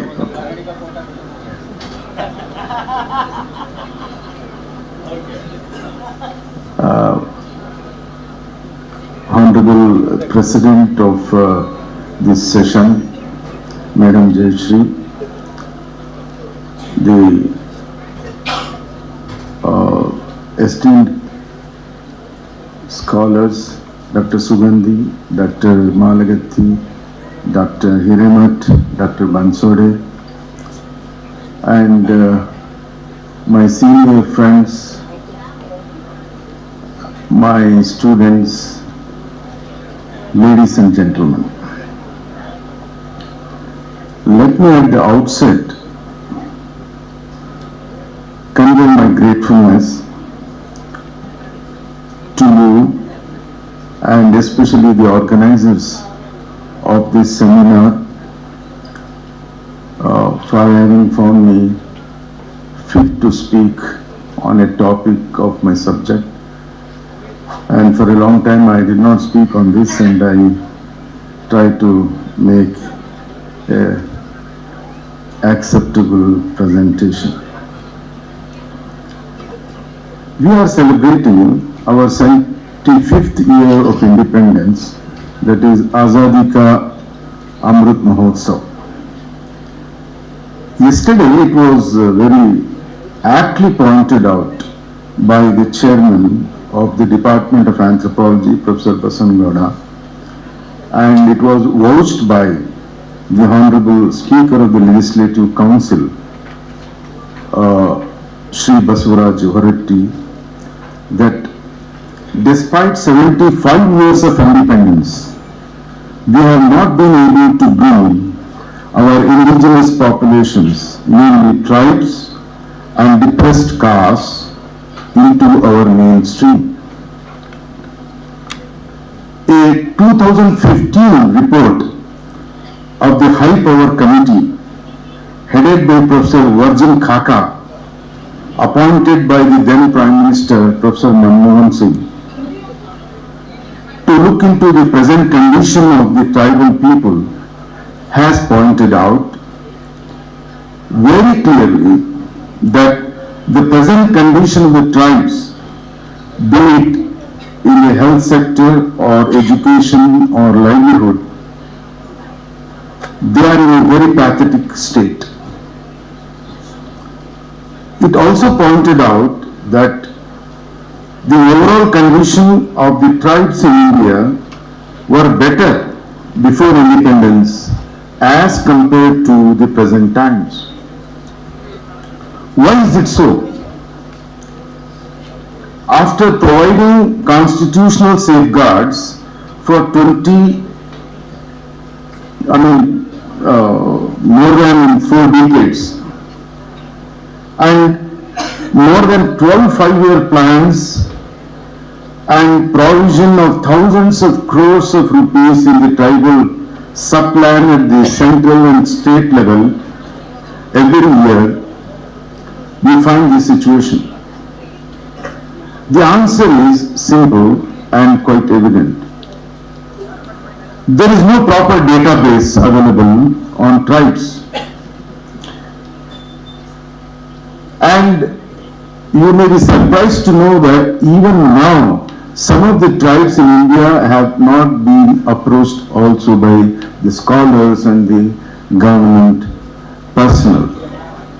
The example of Sentinelese in Andaman Nicobar Islands provides a shining example. We have not been able to go near them.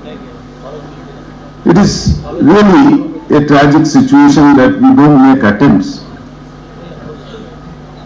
If at all we have data, like the People of India project undertaken by Anthropological Survey of India sometime back, into several volumes, they remain quantitative data and mostly superficial, without qualitative and meaningful analysis. So without the qualitative and meaningful data, the planners, the policymakers and even scholars have implemented the plans, several programs, and they have relied on the top-down, one-size-fits-all approaches while implementing the welfare and developmental programs. That is the precise reason why no meaningful development has taken place, despite decades of schemes and programs of development. Notwithstanding this fact, sincere attempts are also not made to gain a scientific understanding of the tribes and vulnerable sections of our populations. Actually, this requires grassroots level and qualitative studies. The only way in which it could be done is by creating scientific ethnographic database on tribal and the depressed populations. All of you may have witnessed of late how the tribal and depressed populations have begun demanding that their communities be taken up for ethnographic studies for claiming constitutional benefits in the form of reservation. In Kannada it is called as Kulashastriya Adhyayana. But this ethnographic study, we should know, is the hallmark of the discipline of anthropology. Hence, to speak about ethnography, it is imperative to remember and recall the fundamentals of the discipline of anthropology. Anthropology as a branch of knowledge is built on four principles, that is, as very rightly pointed out by Dr. Sugandhi: holism, cultural relativism, cross-cultural comparison, and intensive ethnographic fieldwork. As a matter of fact, it is ethnography which has given rise to the principles of holism, cultural relativism. Now, when it comes to ethnography, ethnography follows all these principles of relativism and holism. Holism refers to the fact that all the institutions are interrelated and we need to look at a society in a whole, not to compartmentalize it into, say, this is religion, this is economy, that is education, and so on and so forth. All these institutions are interrelated, and anthropology and ethnography always try to integrate and see the interconnectedness between all these domains. So this is one dimension of holism. The other dimension of holism is that you have to understand, if you at all want to understand human nature, human behavior, you have to understand all the varieties of human life. You can't understand yourself and say that I have understood human behavior. It is with this kind of a principle that anthropology studies all the types of people, whether they are hunters, gatherers, forest-dwelling tribes, or nomads or farmers or computer-operating modern individuals. That is the reason why we see how anthropology covers the origin of Homo sapiens to the modern man. But this kind of coverage is not seen in any other science.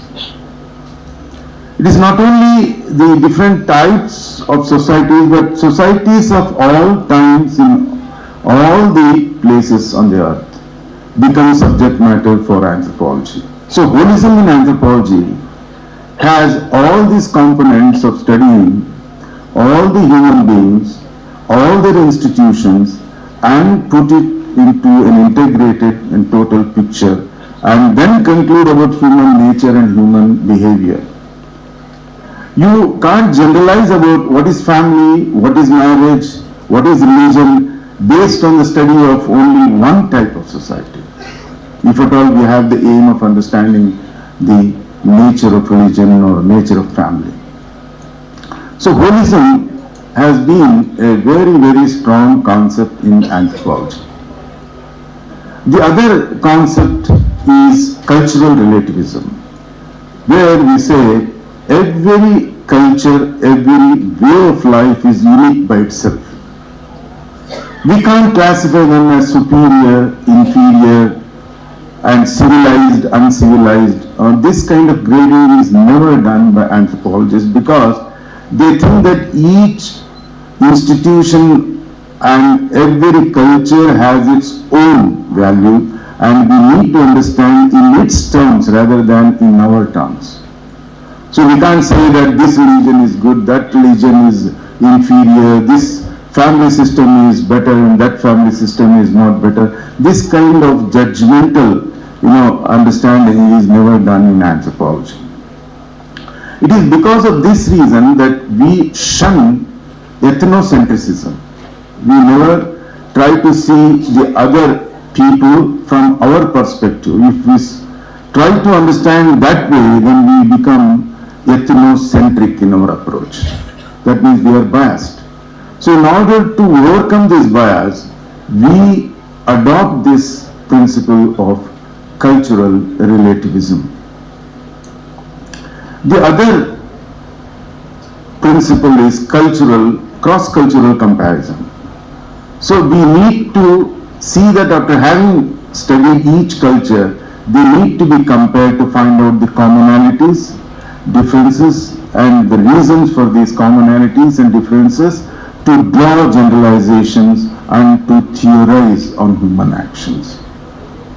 And most important of all these principles is ethnographic approach and ethnographic method, which is employed by anthropologists, and it is this which I am going to focus upon now as to what we do in ethnography.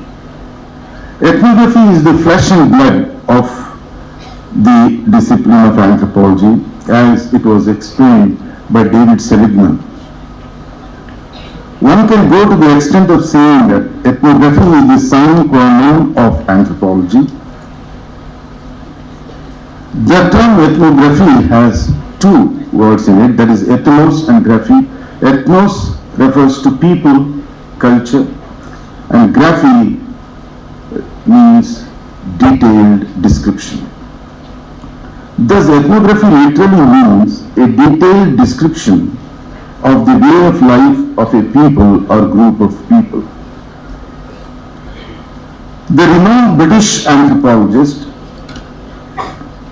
Bronislaw Malinowski is the pioneer of ethnographic fieldwork.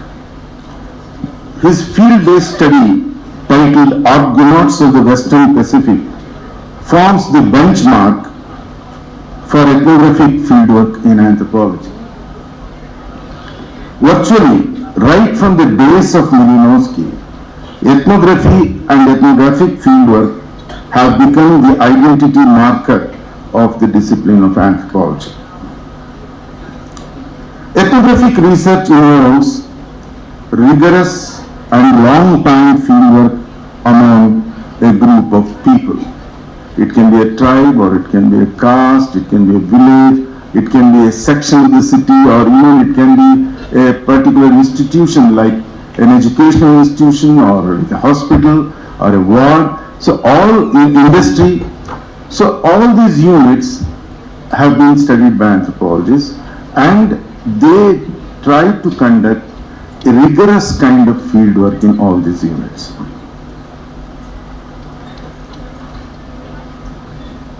As a matter of fact, ethnographic fieldwork is a collaborative enterprise, in the sense that it is conducted in the company of man, as Casagrande has put it.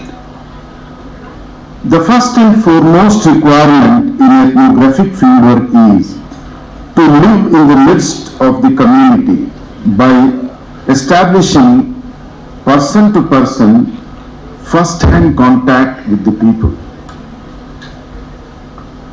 Doing fieldwork in ethnography is not same as doing fieldwork in other disciplines, because ethnographic fieldwork demands a field researcher to establish close relationship and trust with the people by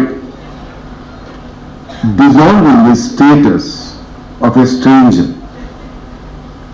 This is called establishment of rapport. It is through the sound rapport that researchers is accepted into the community and opens up hassle-free ways of data collection.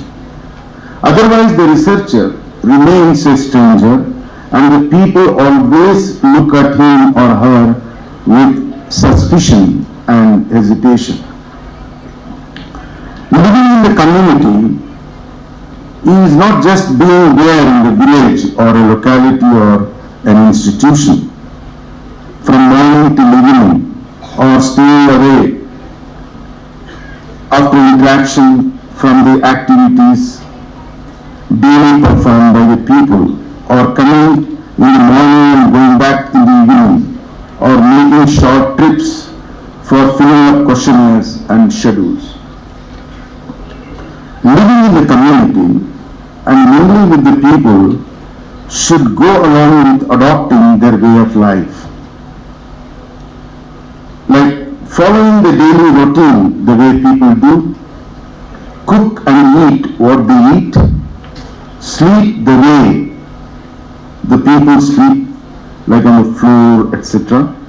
Adopting the posture of a student who has come to appreciate and learn the people's way of life would go a long way in bringing the researcher close to the people and gain their confidence. So gaining the confidence is the first thing which an ethnographer has to do when he goes for the field investigation. If the researcher acts or tries to show that he is well educated, superior in position, and more knowledgeable than the natives, this will completely alienate him or her from the people. Only when he shows and acts that he is one among them, and also dependent on them for learning and knowing the various aspects of the people's life, he is accepted and helped by the people. Here I would like to quote the case of Alan Holmberg.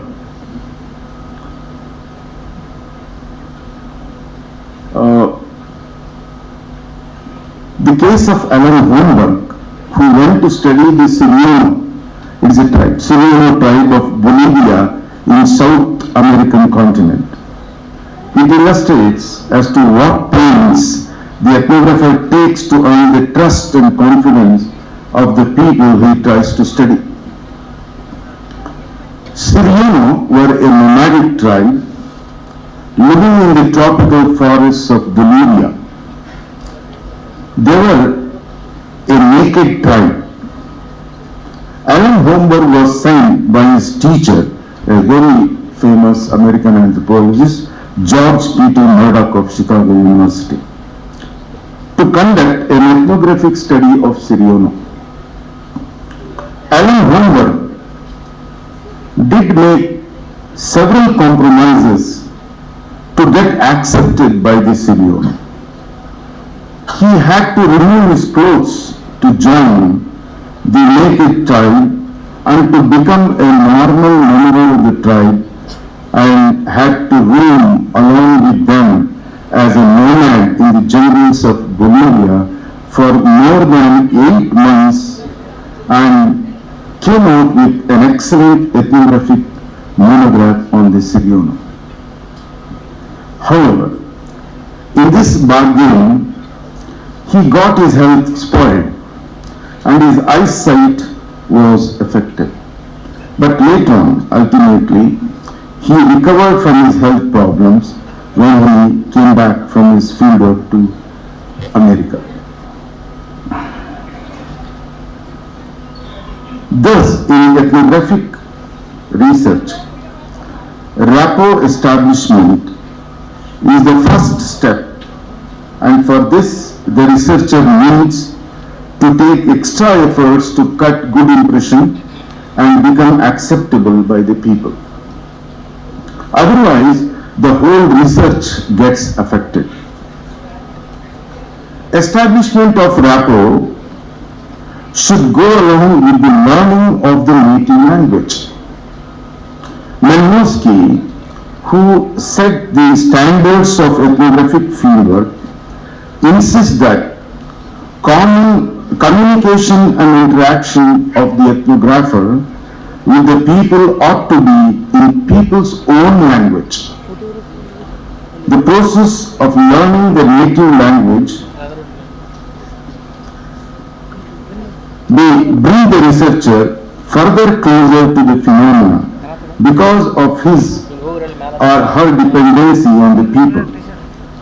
This is unlike what happens when a person learns a language through the learn yourself textbooks.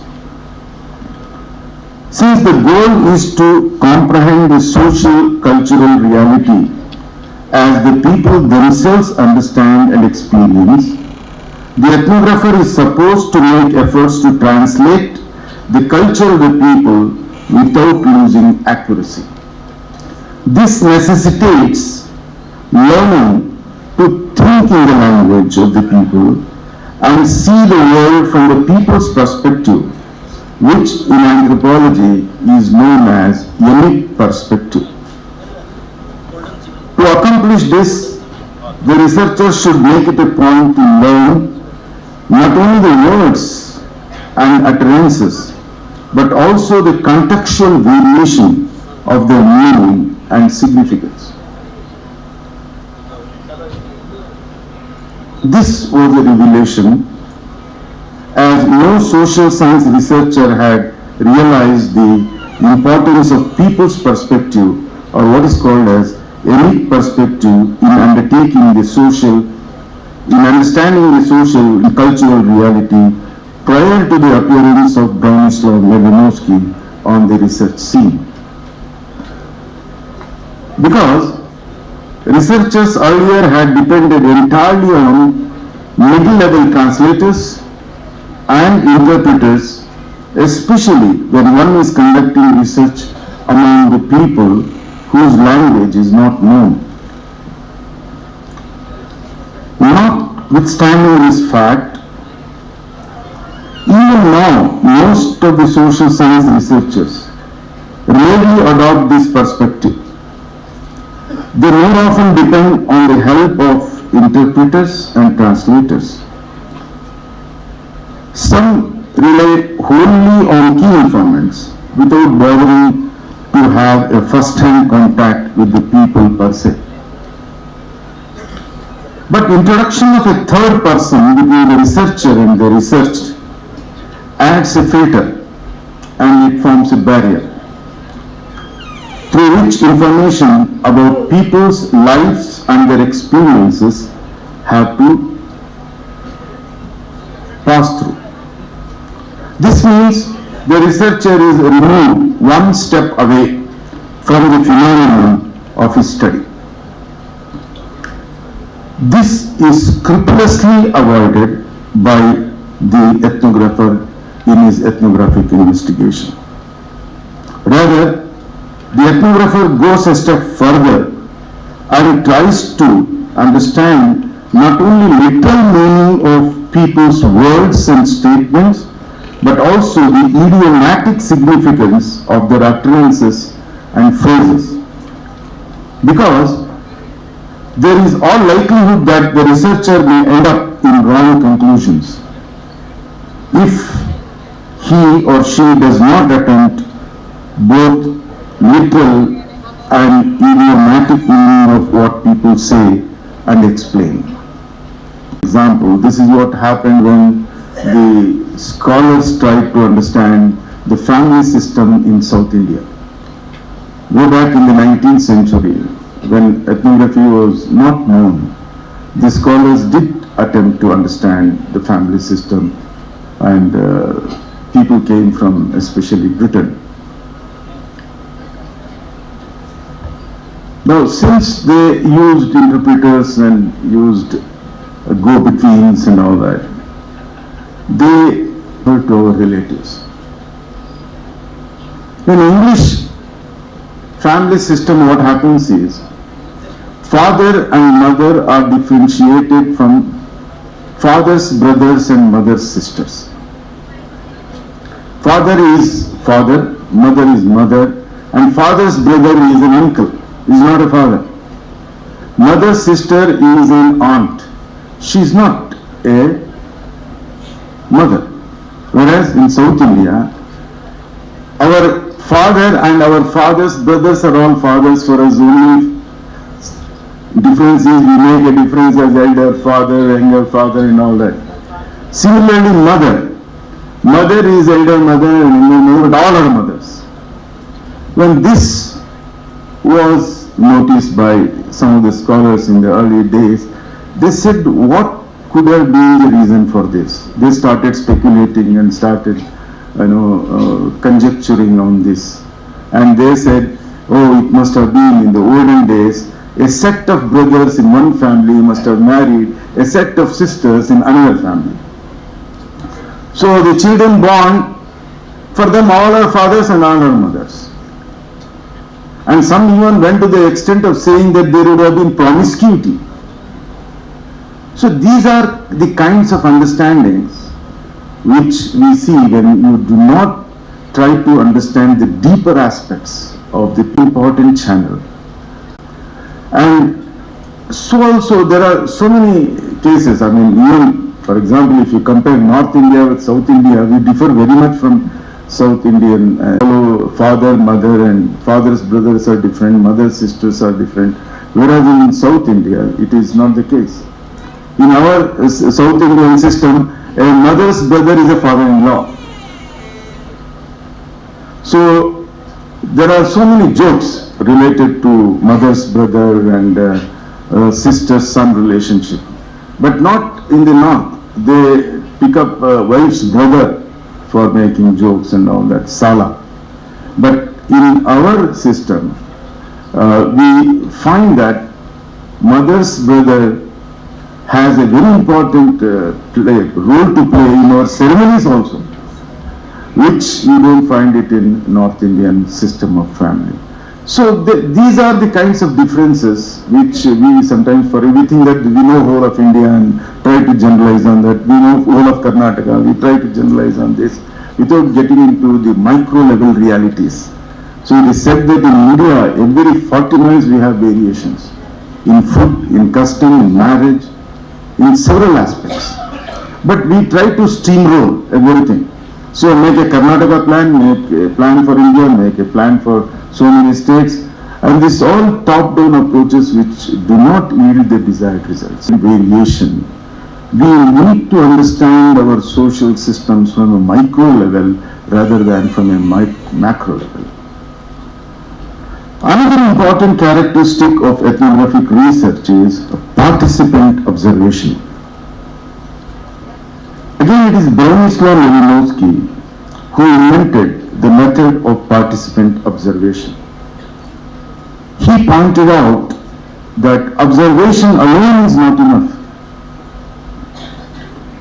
For an observer cannot know the true meaning of actions and of others until he himself has not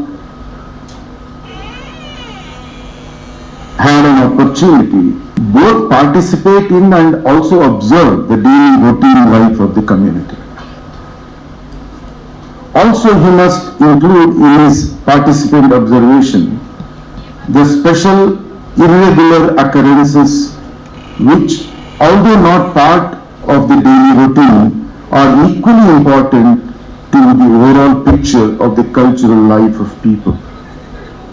Deaths, ceremonies, quarrels and the like are just as important a topic for ethnography as the routine activities of raising a family, making a living, maintaining social relationships and so forth. It is said that sometimes when you ask the people, they do not reveal the truth. But when they quarrel, sometimes the truth comes out. And when intimate relatives die, when the others attend the funeral, they start wailing on the dead body. Anthropologists have found out that sometimes at the time of wailing, people don't wail just like that. People wail by uttering certain words, sometimes in a sing-song manner. And that also is the occasion when you get some true data, which in other situations you may not get. So every act, every incident, every event needs to be minutely observed, analyzed and understood. And with that you have to make time to time corrections of the data. You are not sure that you always get the right kind of data. Data need to be cross-checked. So participant observation helps to a great extent in cross-checking the data which the researcher collects.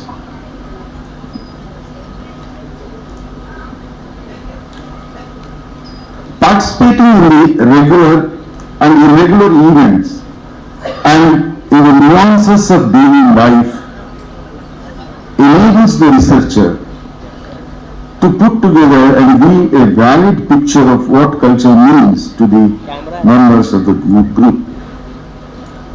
An American anthropologist, Hortense Powdermaker, says that the anthropologists participate in the people's activities and interacts in the native language with a view to understand the native people and to achieve the holistic view of the social scientist.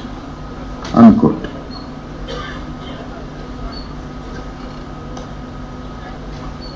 I also here am reminded of an incident. One of my research students had gone to conduct a field work on especially pregnant mother and child care.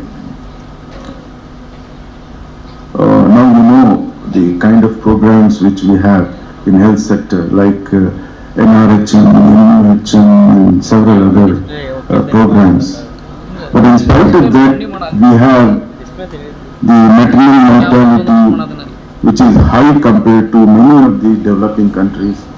Even when it comes to infant mortality, child nourishment, we are in a bad shape. Again, the reason being the top-down approach and an ethnocentric perspective adopted by the health service personnel. Let me quote this incident where she wanted to know as to what kind of a care is given by the health centers, and she was recording all that. and one of the component is giving the iron folic acid tablets to combat anemia among the pregnant women. So hundreds of tablets are given periodically to the pregnant women at different stages, and recorded, and the records were sent to the higher office, and higher office feel happy that these 100 tablets, these thousands of tablets have been distributed very systematically by the what is called as A&M and several other health workers. But when she was discussing with them an informal chat during one evening with the old woman, she found out that these tablets are not consumed by the women. They are thrown in the gutters. And if at all they use some little bit of enlightened people who are educated, again they also take a few and throw the other things in the dustbin. Now, why it happened? This was, maybe the health person knew, but they never recorded all these things in their record books. And again, the reasons for doing this, and there are valid reasons, that the women have emotion. And moreover, A&M gives the tablets by saying that idu shakti guli, nimage shakti bartade, nimage shakti illa, nimage shakti bartade. And the moment you think of Shakti, our traditional way of looking at Shakti is one should be fat and, plumpy. Those who are lean are said to be not healthy. So this kind of notion works. So when the A&M used to tell that the better you take and it will be good for you and you don't have Shakti, then the old women used to think that if Shakti is the benefit which we are getting from these tablets, then the fetus in the womb also will be getting Shakti. And if fetus gets Shakti, it will grow into a fatty fetus. And the deliveries will be difficult. In that process, the woman may die, the baby may die. So why should we take these tablets? So this they never tell the health workers. They just very religiously accept whatever is said by the health worker and they keep it at home and throw it in their own way.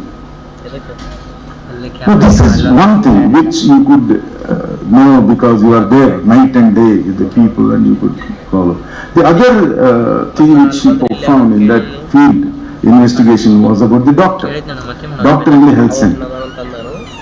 No, doctor in the health center is guided by the instruction from the higher office. So he gets the whole booklets and brochures as to what is to be done, how to interact with the patients who are pregnant or so on and so forth. So his one of the important duties were to advise the pregnant woman to take proper nutrition. And whatever is there in that list he will tell, and along with that he will tell, eat papaya. ಹೌದಾ? So ಇದು ನಮ್ಮ ಗ್ರಾಮದಲ್ಲಿ ಆಗುವ ಕೆಲವು ವಿಷಯಗಳು ನಮ್ಗೆ ಅರ್ಥ ಆಗುದಿಲ್ಲ. ನಾವು ಬರೇ ಹೋಗಿ ಅವ್ರ ಹತ್ರ ನೀವು ಏನು ತಗೊಂತೀರಾ, ಎಷ್ಟು ಮೆಡಿಸಿನ್ ತಗೊಂತೀರಾ, ನೀವು ಏನೇನು ಅಬ್ಸರ್ವ್ ಮಾಡ್ತೀರಾ, ಬೆಳಿಗ್ಗೆ ಏನ್ ಮಾಡ್ತೀರಾ, ಸಾಯಂಕಾಲ, ಅದು ಕರೆಕ್ಟಾಗಿ ನಿಮ್ಗೆ ಹೇಳಿರ್ತಾರೆ. ಸಮಟೈಮ್ಸ್ ನಿಮಗೆ ಒಪ್ಪಿಗೆ ಆಗೋಂಗ್ ಹೇಳ್ತಾರೆ, ಅದು ನಿಜ ಸ್ಥಿತಿ ನಮಗೆ ಗೊತ್ತಾಗುದಿಲ್ಲ. ಅದು ನಿಜ ಸ್ಥಿತಿ ಯಾವಾಗ ಗೊತ್ತಾಗುತ್ತೆ ಅಂತಂದ್ರೆ ಅವ್ರ ಜೊತೆಗೆ ನಿಮ್ಮ ಸ್ನೇಹ ಬೆಳೆದ್ರೆ, ಅವರ ಮೇಲೆ ನಿಮ್ಮ ಭರವಸೆ, ಆಮೇಲೆ ನಿಮ್ಮ ಮೇಲೆ ಅವ್ರ ಭರವಸೆ ಇದು ಬೆಳೆದ್ರೆ, and that is we call repo. ಇಲ್ಲ ಅಂತಂದ್ರೆ ನೀವು ವಿಷಯಗಳು ಗೊತ್ತಾಗೋದಿಲ್ಲ. ಸೊ ಅದಕ್ಕೋಸ್ಕರ ಎಥ್ನೋಗ್ರಫಿನಲ್ಲಿ ಹೇಳ್ತಾರೆ ನೀವು ಭರವಸೆ ಬೆಳೆಸ್ರಿ ಅಂತ. ಸೊ ಈ ಒಂದು ಕೇಸ್ನಲ್ಲಿ ಏನಾಯ್ತು, ಡಾಕ್ಟರ್ ಇದ್ರು ಹೆಲ್ತ್ ಸೆಂಟರ್ನಲ್ಲಿ, ಅವ್ರಿಗೆ ಹೇಳ್ಬೇಕು ಯಾರ್ಯಾರು ಪೇಷಂಟ್ ಬರ್ತಾರೆ, ಏನೇನ್ ಮಾಡ್ಬೇಕು. ಅದರಲ್ಲಿ ಈ ಎಸ್ಪೆಷಲಿ ಗರ್ಭಿಣಿ ಹೆಂಗಸರು ಬರ್ತಾರಲ್ಲ, ಅವ್ರಿಗೆ ನೋಡಮ್ಮ ನಿಮಗೆ ಅನಿಮಿಯಾ ಇದೆ, ಶಕ್ತಿ ಇಲ್ಲ, ನಿಮಗೆ ನ್ಯೂಟ್ರಿಷನ್ ಸರಿಯಾಗಿಲ್ಲ, ನೀವು ಇದನ್ನ ತಗೊಳ್ರಿ ಅಂತ ಲಿಸ್ಟ್ ಇರುತ್ತೆ. ಅದು ಆ ಲಿಸ್ಟ್ ನಲ್ಲಿ ಪಪಾಯ ಕೂಡ ಇದೆ. ಸೊ ಅವ್ರೇನ್ ಹೇಳ್ತಾರೆ, ಡಾಕ್ಟರ್ ನೀವು ಪಪಾಯ ತಗೊಳ್ರಿ ಅಂತ. ಆಯ್ತು ಡಾಕ್ಟ್ರಿ ಅಂತೇಳಿ ಅವ್ರು ಏನೇನು ಮೆಡಿಸಿನ್ ಕೊಡ್ತಾರೆ, ಏನ್ ಟ್ರೀಟ್ಮೆಂಟ್ ಕೊಡ್ತಾರೆ ತಗೊಂಡ್ ಬಂದ್ಬಿಡ್ತಾರೆ. ತಗೊಂಡ್ ಬಂದು ಡಾಕ್ಟರ್ ಬಗ್ಗೆ ಗೇಲಿ ಮಾಡ್ತಾರೆ. ಅವ್ರು ಜೋಕ್ ಮಾಡ್ತಾರೆ, ಏನ್ ಡಾಕ್ಟರ್ ಪಪಾಯ ತಿನ್ನು ಅಂತ ಹೇಳ್ತಾನೆ ಅಂತ. ತಿನ್ನೋದಿಲ್ಲ ಯಾರು. ಅವಾಗ ನಮ್ಮ ರಿಸರ್ಚ್ ಸ್ಕಾಲರ್ ಹೋಗಿ ಅವ್ರಿಗೆ ಮಾತಾಡುವಾಗ ಅವ್ರಿಗೆ ಗೊತ್ತಾಯ್ತು ಯಾಕೆ ತಿನ್ನೋದಿಲ್ಲ ಅಂತಂದ್ರೆ, ಪಪಾಯ ಬಂದು ಉಷ್ಣ ಜಾಸ್ತಿ ಮಾಡುತ್ತೆ ದೇಹದಲ್ಲಿ, ಹೀಟ್. ಮೊದಲೇ ಗರ್ಭಿಣಿ ಹೆಂಗಸರು ಉಷ್ಣ ಜಾಸ್ತಿ ಇರುತ್ತೆ. ಈಗ ಈ ಒಂದು ಪಪಾಯ ತಿಂದ್ಬಿಟ್ರೆ ಅದು ಜಾಸ್ತಿ ಹಾಕೊಂಡು ಅಬಾರ್ಷನ್ ಆಗುತ್ತೆ ಅನ್ನೋ ಒಂದು ಅವ್ರದ್ದು ಬಿಲೀಫ್. ಆ ಕಾರಣದಿಂದ ಅವರು ಆ ಮಾತು ಕೇಳೋದಿಲ್ಲ. ಎಷ್ಟು ಮಾತು ತಗೊಂಡ್ರು ಅದನ್ನೇ ತಗೊಂತಾರೆ, ಬಂದ್ಬಿಡ್ತಾರೆ. ಆದ್ರೆ ಈ ರಿಸರ್ಚ್ ಸ್ಕಾಲರು ಡಾಕ್ಟರ್ ಮನೆಗೂ ಹೋಗಿದ್ರು. ಅಲ್ಲಿ ಡಾಕ್ಟರ್ ಮಗಳು ಗರ್ಭಿಣಿ ಇದ್ರು. ಅವಾಗ ಅವರಿಗೆ ಮಾತಾಡೋ ಕಾಲಕ್ಕೆ ಗೊತ್ತಾಯ್ತು ಅವರು ಪಪಾಯ ತಗೊಳ್ಳೋದಿಲ್ಲ ಅಂತ. ಅವಾಗ ಅವ್ರು ಹೇಳಿದ್ರು, ಎಂತ ಮಾತು ಅವರು ನೋಡಿ, ನಿಮ್ಮ ಫಾದರು ನಿಮ್ಮ ಇವರು ಹೇಳ್ತಾರೆ ಪಪಾಯ ತಗೋಕೆ. ಇಲ್ಲ, ಅವ್ರು ಹೇಳ್ತಾರೆ ಆದ್ರೆ ಪಪಾಯ ತಿನ್ಬಾರ್ದು, ತಿಂದ್ರೆ ಇದೆಲ್ಲ ಆಗುತ್ತೆ, ಅದು ಅನಾಹುತ ಅಂತ. ಈಗ ಇವಳಿಗೆ ಏನಾಯ್ತು, ರಿಸರ್ಚ್ ಸ್ಕಾಲರ್ ಮತ್ತೆ ಡಾಕ್ಟರ್ ಹತ್ರ ಹೋದ್ರು ಅವರು. ಅದು ಹಾಗೆ ಇಮಿಡಿಯೇಟ್ಲಿ ಹೋಗಿ ಕೇಳಿದ್ರೆ ಅವರು ಮತ್ತೆ ಹೋಗಿ ಯಾಕೆ ನೀನು ರಿಸರ್ಚ್ ಮಾಡ್ತಾ ಇದೀಯ ಅಂತ ಮತ್ತೆ ಮೆಲ್ಲಕ್ಕೆ ಅವ್ರಿಗೆಲ್ಲ ಅನ್ಸ್ಕೊಂಡು ಯಾವ್ಯಾವ್ದು ಒಂದು ಸಿಚುವೇಶನ್ ಕ್ರಿಯೇಟ್ ಮಾಡಿ, ಡಾಕ್ಟರ್ ಹಿಂಗೆ ನಾನು ಮನೆಗೆ ಹೋಗಿದ್ದೆ, ಹಿಂಗಾದಾಗ ನಿಮ್ಮ ಮಗಳು ಗರ್ಭಿಣಿ ಇದ್ದಾರೆ, ನಾನು ಕೇಳಿದಾಗ ಈ ಪಪಾಯ ಅವರು ತಗೊಳ್ಳೋದಿಲ್ಲ ಅಂತಲ್ಲ, ನೀವು ಬೇರೆಯವರಿಗೆಲ್ಲ ಹೇಳ್ತಿರಲ್ಲ. ಅವಾಗ ಡಾಕ್ಟರ್ ಹೇಳಿದ್ರು, ನೋಡಿ ನಮ್ಮ ಮಗಳು ಶಿ ಈಸ್ ಆಲ್ ರೈಟ್, ಅವರಿಗೆ ನ್ಯೂಟ್ರಿಷನ್ ಡೆಫಿಷಿಯನ್ಸಿ ಇಲ್ಲ. ಸೊ ಆ ಕಾರಣದಿಂದ ಅದೇ ತಿನ್ಬೇಕು ಇದೇ ತಿನ್ಬೇಕು ಅಂತೆಲ್ಲ ಅವ್ರು ನಾರ್ಮಲ್ ತಿಂತಾಳೆ. ಹಾರಿಸ್ಕೊಂಡ್ರು ಅವ್ರು ಮಾತು ಹೇಳಿ. You can see the doctor the most enlightened person. So the ethnographic research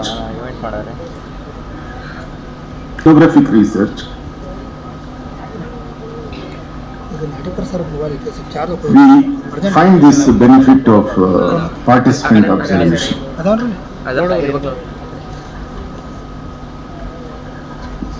Living among the people, interacting with them in their own language, observing their actions and participating, sharing their joys and sorrows, by being one of them, amounts to what Malinowski described as immersion.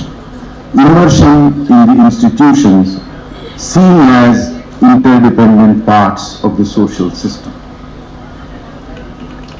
Such immersions at times leads to absorption. Absorption of the researcher into the fold of the social life of the people one is researching. Like getting adopted informally as a son, as a brother, or in rare cases getting married to one of the members of the society. The case in point is that of Dr. B R Ambedkar, a British anthropologist. He did his ethnographic studies for several years among the tribes in Madhya Pradesh and northeastern regions. During this time, he got married to a tribal woman. Dr. Ambedkar had developed such an expertise on tribal problems that he was made advisor to Pandit Jawaharlal Nehru, the first Prime Minister of India. Dr. Ambedkar's children, who are settled in England, make periodic visits to their tribal relatives in Northeast India even now. So such things are quite likely to happen, but most of the time what the ethnographers do is they go with their families to the village. But this kind of immersion and absorption should not go to an extreme, and the ethnographer has to take care that it might happen and he has to be careful. And this happened with one French anthropologist, Francis Cushing. Okay. Francis Cushing had gone to study the religion of the Zulu tribe. And he had gone with his wife and he stayed there for a long time. He learnt all these matters related to religion, rituals, ceremonies, and various performances. And he became so perfect in all these acts that the people said, now you be our priest. So, and they said, we will not have our priest, and he doesn't know many things. So ultimately, and he also wanted to be there, and he became the priest, he never came back from the field. This is an extreme case. So we need to see that this also should not happen. So, in ethnographic research, amidst pressures and problems of personal adjustments, the anthropologist must always remember that the basic necessity of field worker is the exercise of scientific detachment.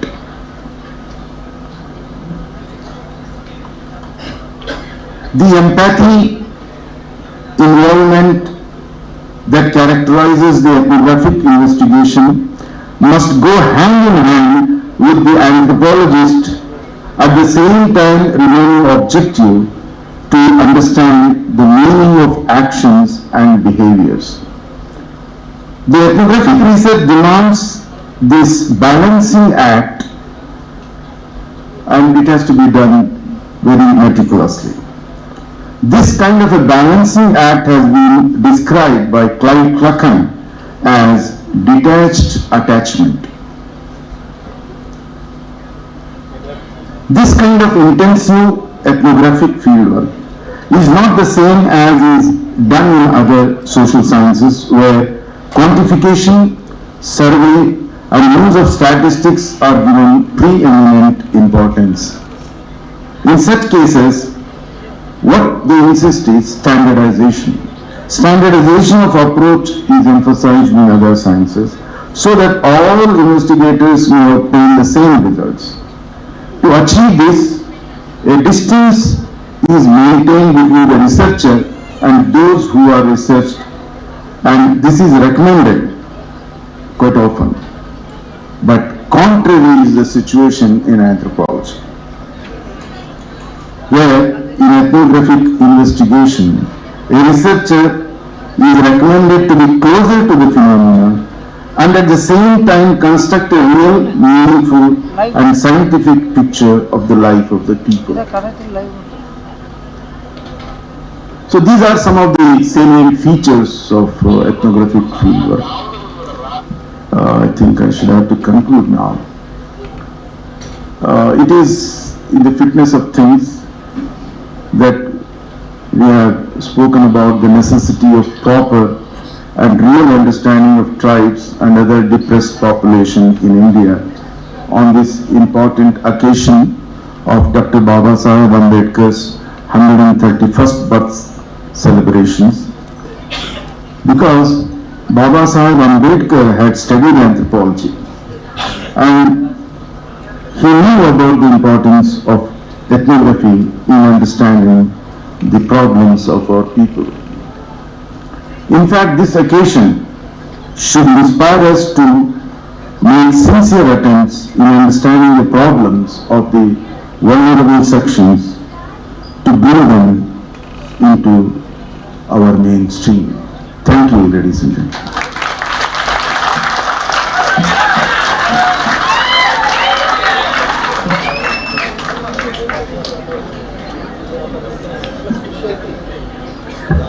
Thank you sir. ಈ ಕಾರ್ಯಕ್ರಮದಲ್ಲಿ ಉಪಸ್ಥಿತರಿರತಕ್ಕಂಥ doctor Chandrashekar Bansode, assistant professor, department of university Ranachandra university Belagavi ಅವರು ಈ ಗೋಷ್ಠಿಗೆ ಉದ್ದೇಶಿಸಿ ಮಾತಾಡಬೇಕಾಗಿ ವಿನಂತಿಸಿಕೊಳ್ತಾರೆ. ಜೈ ಹಿಂದ್, ಜೈ ಹಿಂದ್. ಎಲ್ರಿಗೂ ಜೈ ಭೀಮ್ ವಂದನೆಗಳು. ಈ ಕಾರ್ಯಕ್ರಮದಲ್ಲಿ ವೇದಿಕೆ